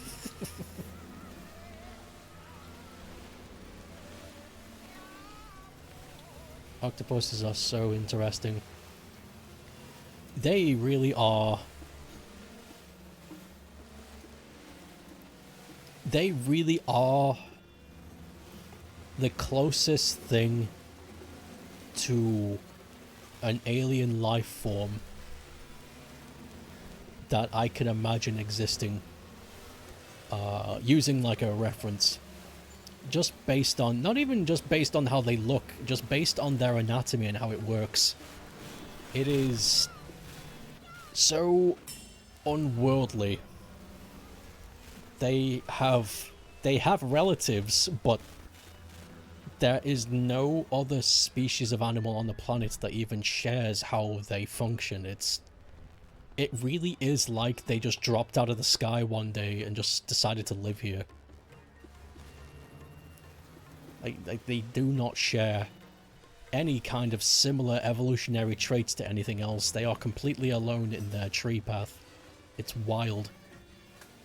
Octopuses, why do they play? Octopuses challenge our understanding of intelligence. They absolutely do. They also communicate. They have a language. It's a language that we can't comprehend. But they have a language. They talk to each other. It's fucking crazy.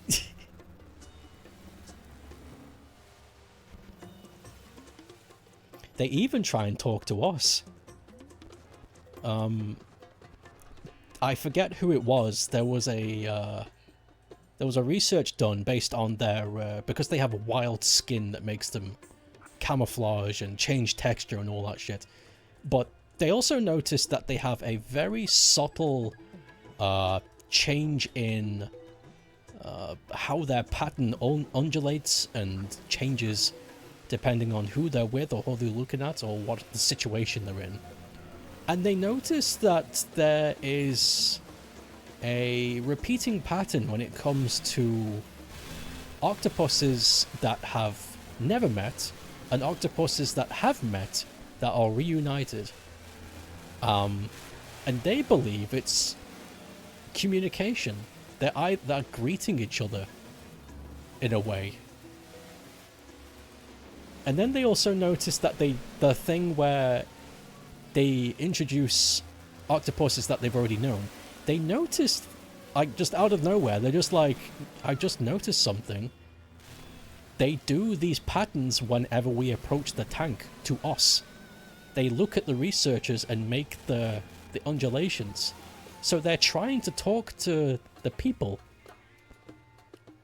And that set them off. It's like, what are they trying to say? Because they're talking. But what are they saying? So there's like there's this huge rush for people to, I don't know, make a lexicon, I guess, on octopus language. But apparently it's extremely complicated. Like it's on like the same level of complexity and nuance as a human language. There's so many different forms that these undulations take that it could take years to fully crack down on this. You watch this mini documentary on YouTube about how octopuses play and no one knows why, because they're solitary creatures, and for any other animals that we know play, it's about learning social skills, but a lonely octopus will just play with a coconut shell or some shit. It is interesting. It is interesting how they do things that don't make sense to us, at least to our understanding of what an animal should do. But I don't think octopuses are a typical animal. Not at all.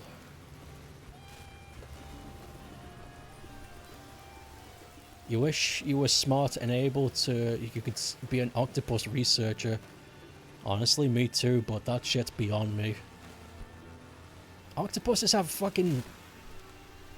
Like, they have a brain, but their brain is independent of the rest of their body and vice versa. But they're still... How do I explain this? So their big brain, that's in the back of their big head, is kind of like our brain. You know, they think with it, they use it to communicate with their body. But the thing is, their tentacles have their own neural center. It's not attached to the body. Meaning their tentacles have their own independence. Which is wild. So that means when they're using their tentacles, they are not commanding it like we do with our hands. It's more like it's negotiating. Imagine what the that makes my brain flip. Imagine your hands not being under your control, but you're asking your hands to help you. It's like, hey, hands, we need to eat. Could you try and, you know, get that food to me? Here's the fucking... You probably already know this, but there's the wild thing about the octopus tentacle. If at any point it gets detached from the body, it has a mind of its own and won't perish for a very long time, and it will somehow... I don't know how, and they still don't know how, because it doesn't have any sensory organs other than touch. It will somehow find its way back to the original body no matter how far away it's gone. Like some fucking Iron Giant shit.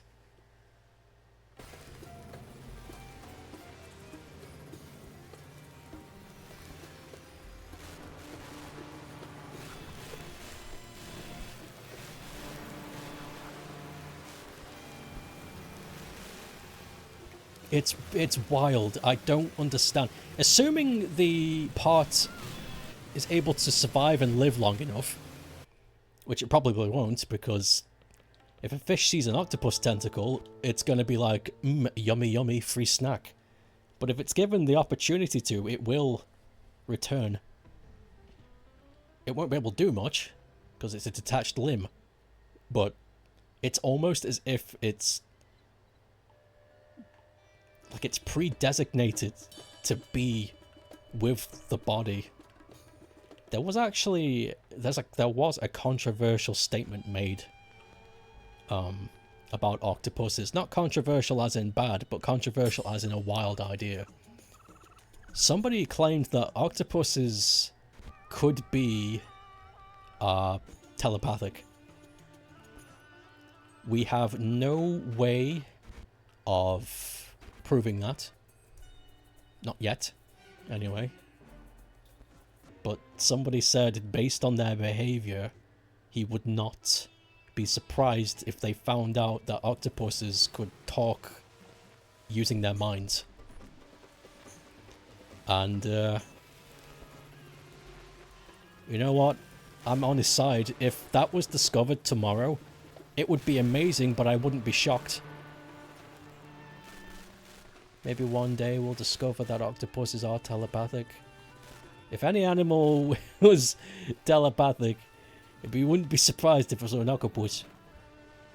I want to survive long enough to turn on the news and researchers have figured out how to talk to octopuses. Like have a real communication with them.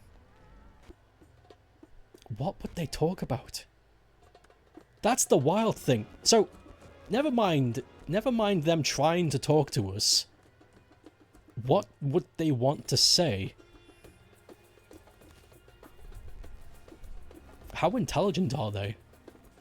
What could they comprehend? Can they reason? Do they have empathy? Do they have a conscience?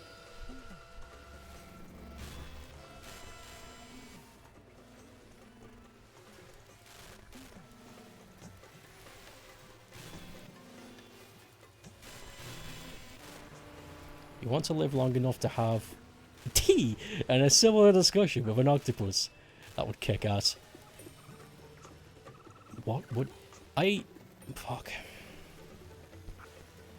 Would it understand culture? Or maybe it can teach us something. Fuck, I don't know. The implications make me excited but also worried.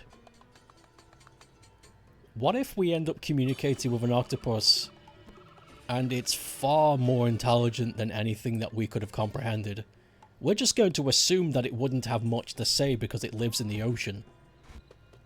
But what if... I don't know. What if it's capable of expanding more and it just needs the resources? I think nothing says more about you as a person than the fact that when you look at Freezer, you think octopus cat.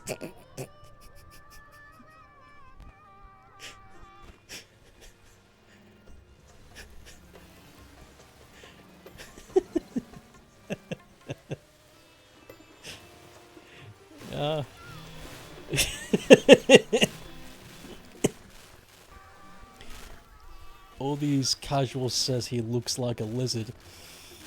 No, he does not. I disagree. He does not look like a lizard. But you saying octopus cat...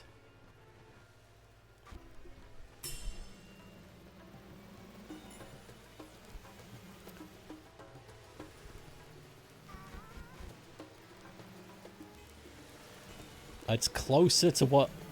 That's closer to what I would say. You know what? We've got 10 minutes left. I'm going to look at Freezer's anatomy. Freezer.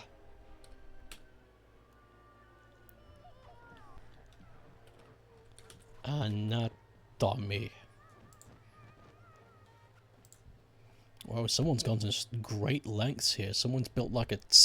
Someone's made a tissue structure and a skeleton. There you go.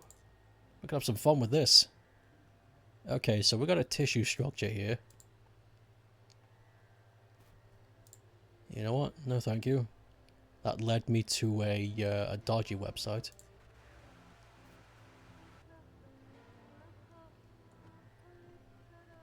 How the hell did that lead me... You know what? Fuck off. How come I am not able to find what it is I need?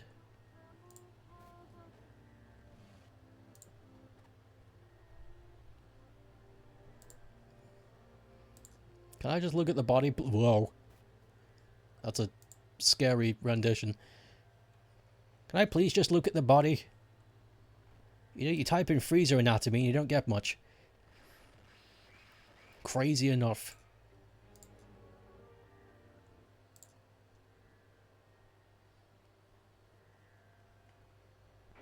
Okay, let me try this. Freezer character sheet. That's better. I just wanted to look at the body. I didn't want anything fucking wild. There we go. Okay. There. So, here's Freezy Pop.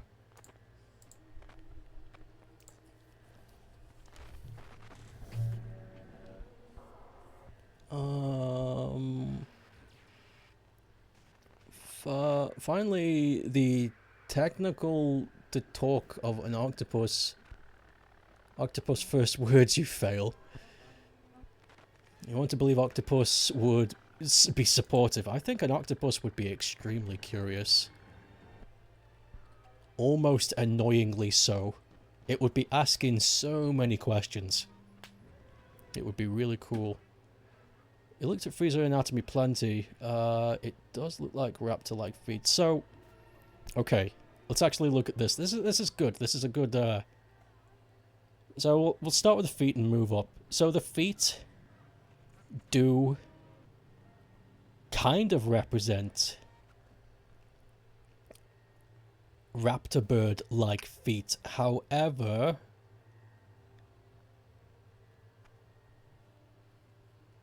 I notice dermal ridges, which is something that raptors don't have.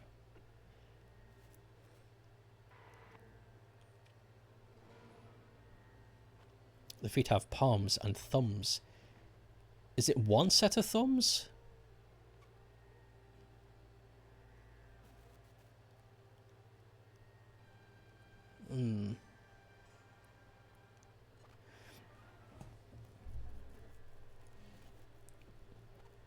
The innermost toe is a thumb.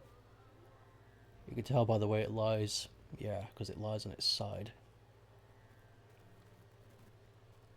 So that means the feet have two prolonged support struts where the thumb acts like a pseudo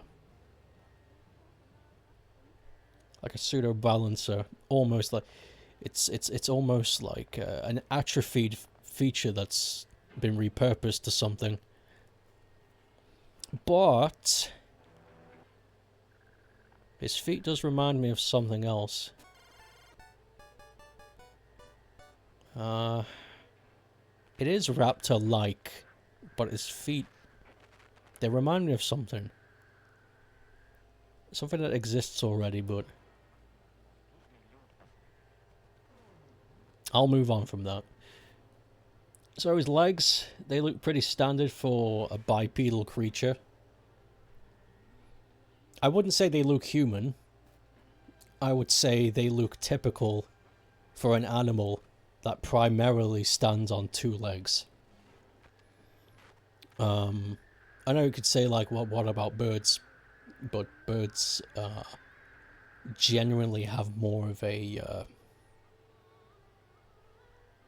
they have more of a tendon support, where Frieza here seems to typically share a similar structure to we do, where they have muscle constrictors surrounding a bone to keep the body supported.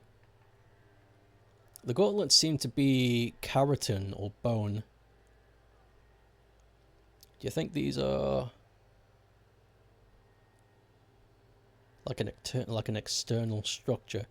That's fascinating.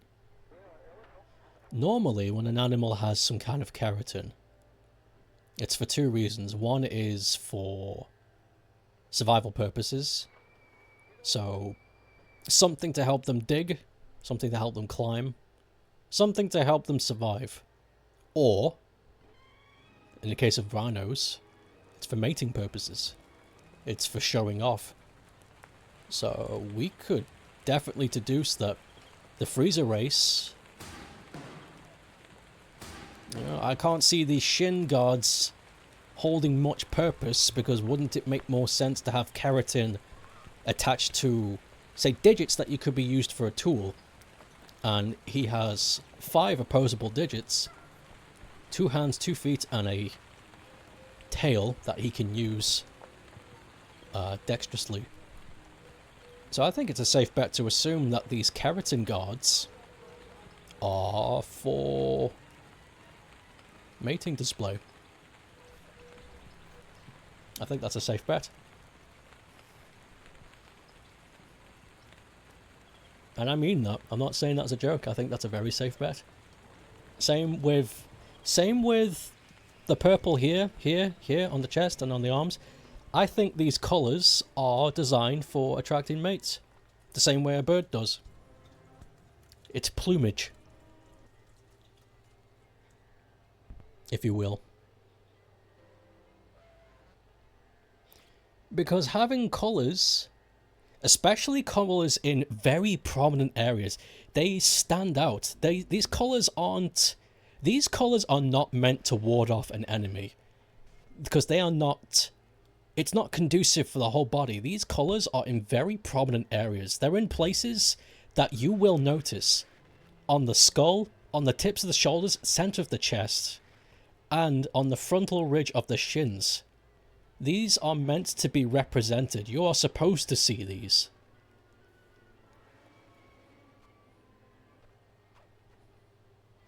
Game lore says the Frieza species can grow armor and gems. Frieza does not before his first transformation. But then there's unconfirmed factoid that his species reproduces alone. Interesting. I wonder then. Maybe then it's before his species became sentient and, I was going to say civilized, intelligent. Because Frieza is, regardless of how you feel about his moral standing, he is an intelligent creature. maybe these gems or the keratin on his body is a regenerative, a regressive trait from his ancestors when display was more prominent and more important. To say, like, to size up your enemy, or to even fend off predators that they may have had on their home planet. Because some creatures do have that. There is a species of reptile that has...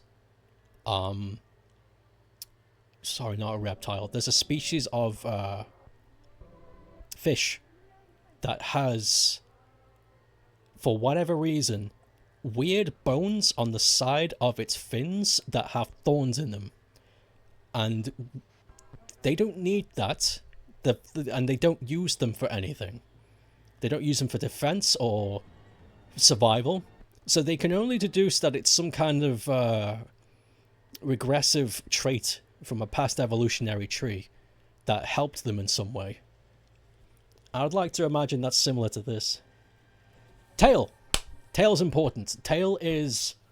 The fact that he has a tail gives off way more information than we actually realize here. So, the fact that he has a tail and that he is still bipedal is really remarkable. So, most, if not all, creatures that end up becoming primarily bipedal usually lose their tails. It's what happened to us and what's happened to chimps and other apes. In fact, some other creatures on the planet that have started to primarily start walking upright are slowly losing their tails because you don't need them. The tail in itself was acting as a support strut or an extra limb for you to survive or to help you maneuver your environment. The fact that he is an advanced intelligent creature that's clearly evolved to the point to having a humanoid form and still has a very prominent tail is fascinating, because that would imply that the tail itself is not meant for balance, because he doesn't need it. But that would also assume that his ancestors... That would also assume then that his ancestors didn't need the tail to have any kind of balancing system. Otherwise it would regress. So, for this to happen, for his tail to stay, his species through the evolutionary line would have had to have used the tail non-stop in order for the genes to be like, okay, we still need this limb. We cannot regress this. Even though we're standing upright, we still need this tail. But what for? What the hell could they use a tail for besides it just being an extra digit for them to control with? And that isn't enough. Because as you can see by the feet, his feet have morphed into a more stable structure. His hands have kept the 5 digits because that's going to be primarily what he uses to grip. So his feet have morphed into something more substantial for his for him to carry his weight. So if that was the case, then the tail would morph too. This is interesting.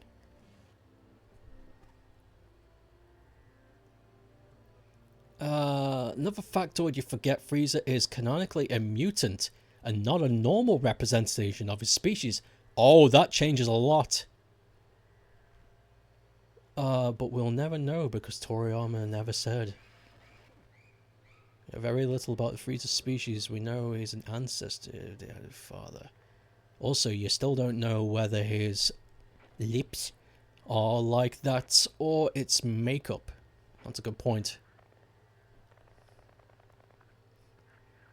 You suspect makeup at this point. We can assume it's makeup. It's clearly an intelligent species. I don't think makeup is out of the question. Should we be looking at King Cold for stuff about his species since Frieza is a mutant? I'm curious. I'm curious now. Because if he is a mutant to his species,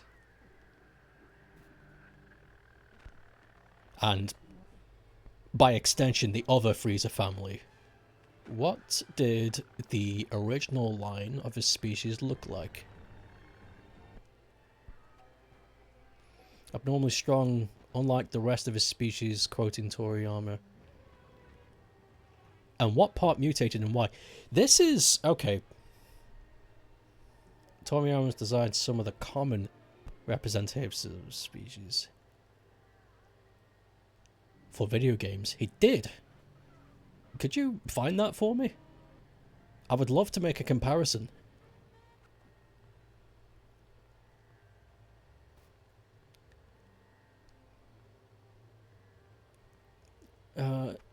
See if I have spent too much time researching this because I know how much effort Toriyama put into world building.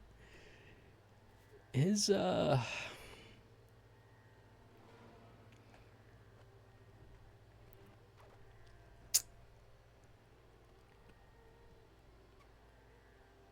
he has a collarbone too, which confuses me. Because creatures that have collarbones means they would have been arboreal to hang out on trees. Or they would have been using their arms a hell of a lot. You know there's a picture of the side legs. Hold on. There you go.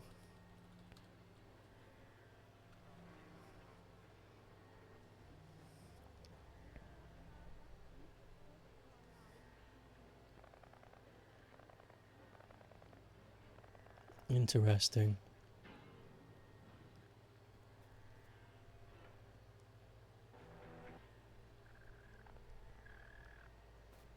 I think to assume... whoopsie doodles. Ding ding ding ding ding ding ding ding ding ding. I think to assume... there's a lot about this... there's a lot about these designs that can tell us about his evolutionary ancestry. But...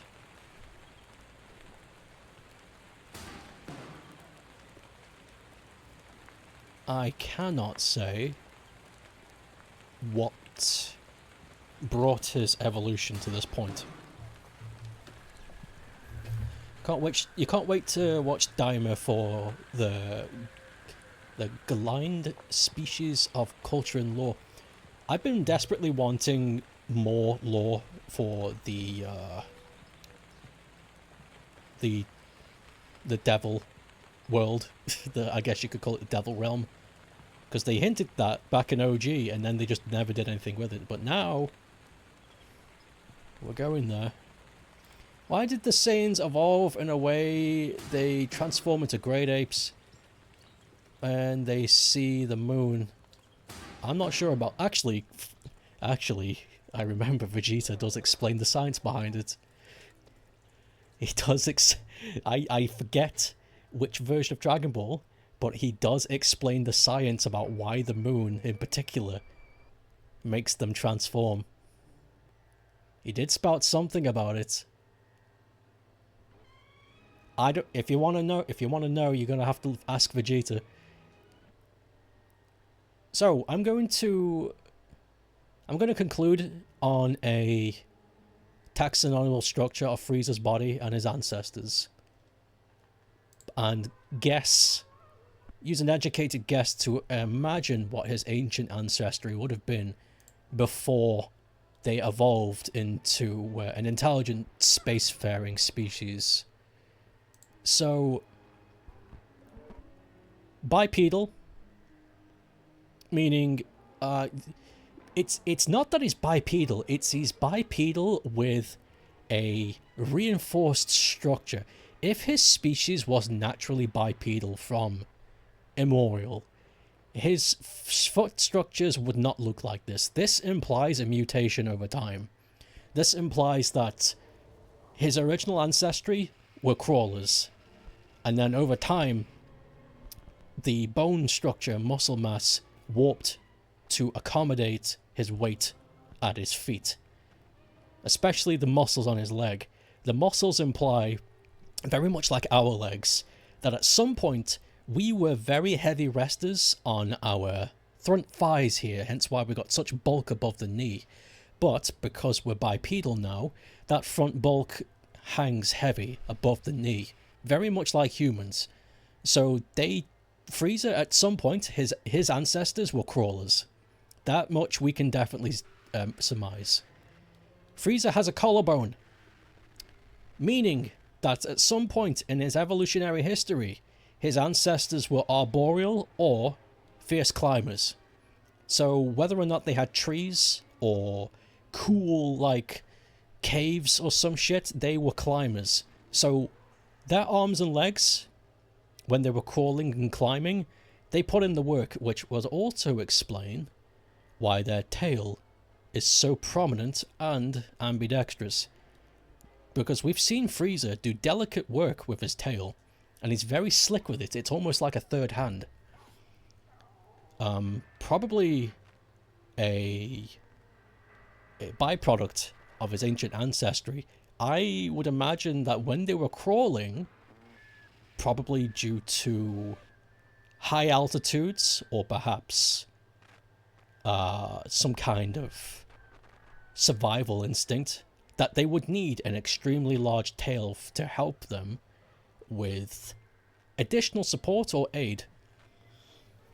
Kind of similar to what arboreal monkeys do, where they use their tails to support themselves against the weight, and then they use more of their dexterous digits to do more complicated shit.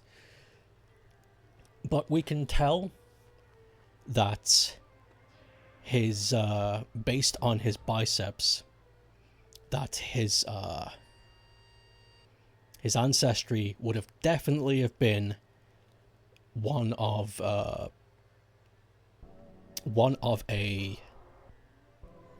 God, what's the word? I forget what the word is, but I'm going to explain what I mean. You take a chimp, you take a lizard, and you take a bird, and you use your space magic to turn them into anthropomorphic bipedal figures like Frieza. But because of their internal bone structure and muscle density, the arms will look different in muscle mass. Chimps will have a very similar arm to what Frieza has right now.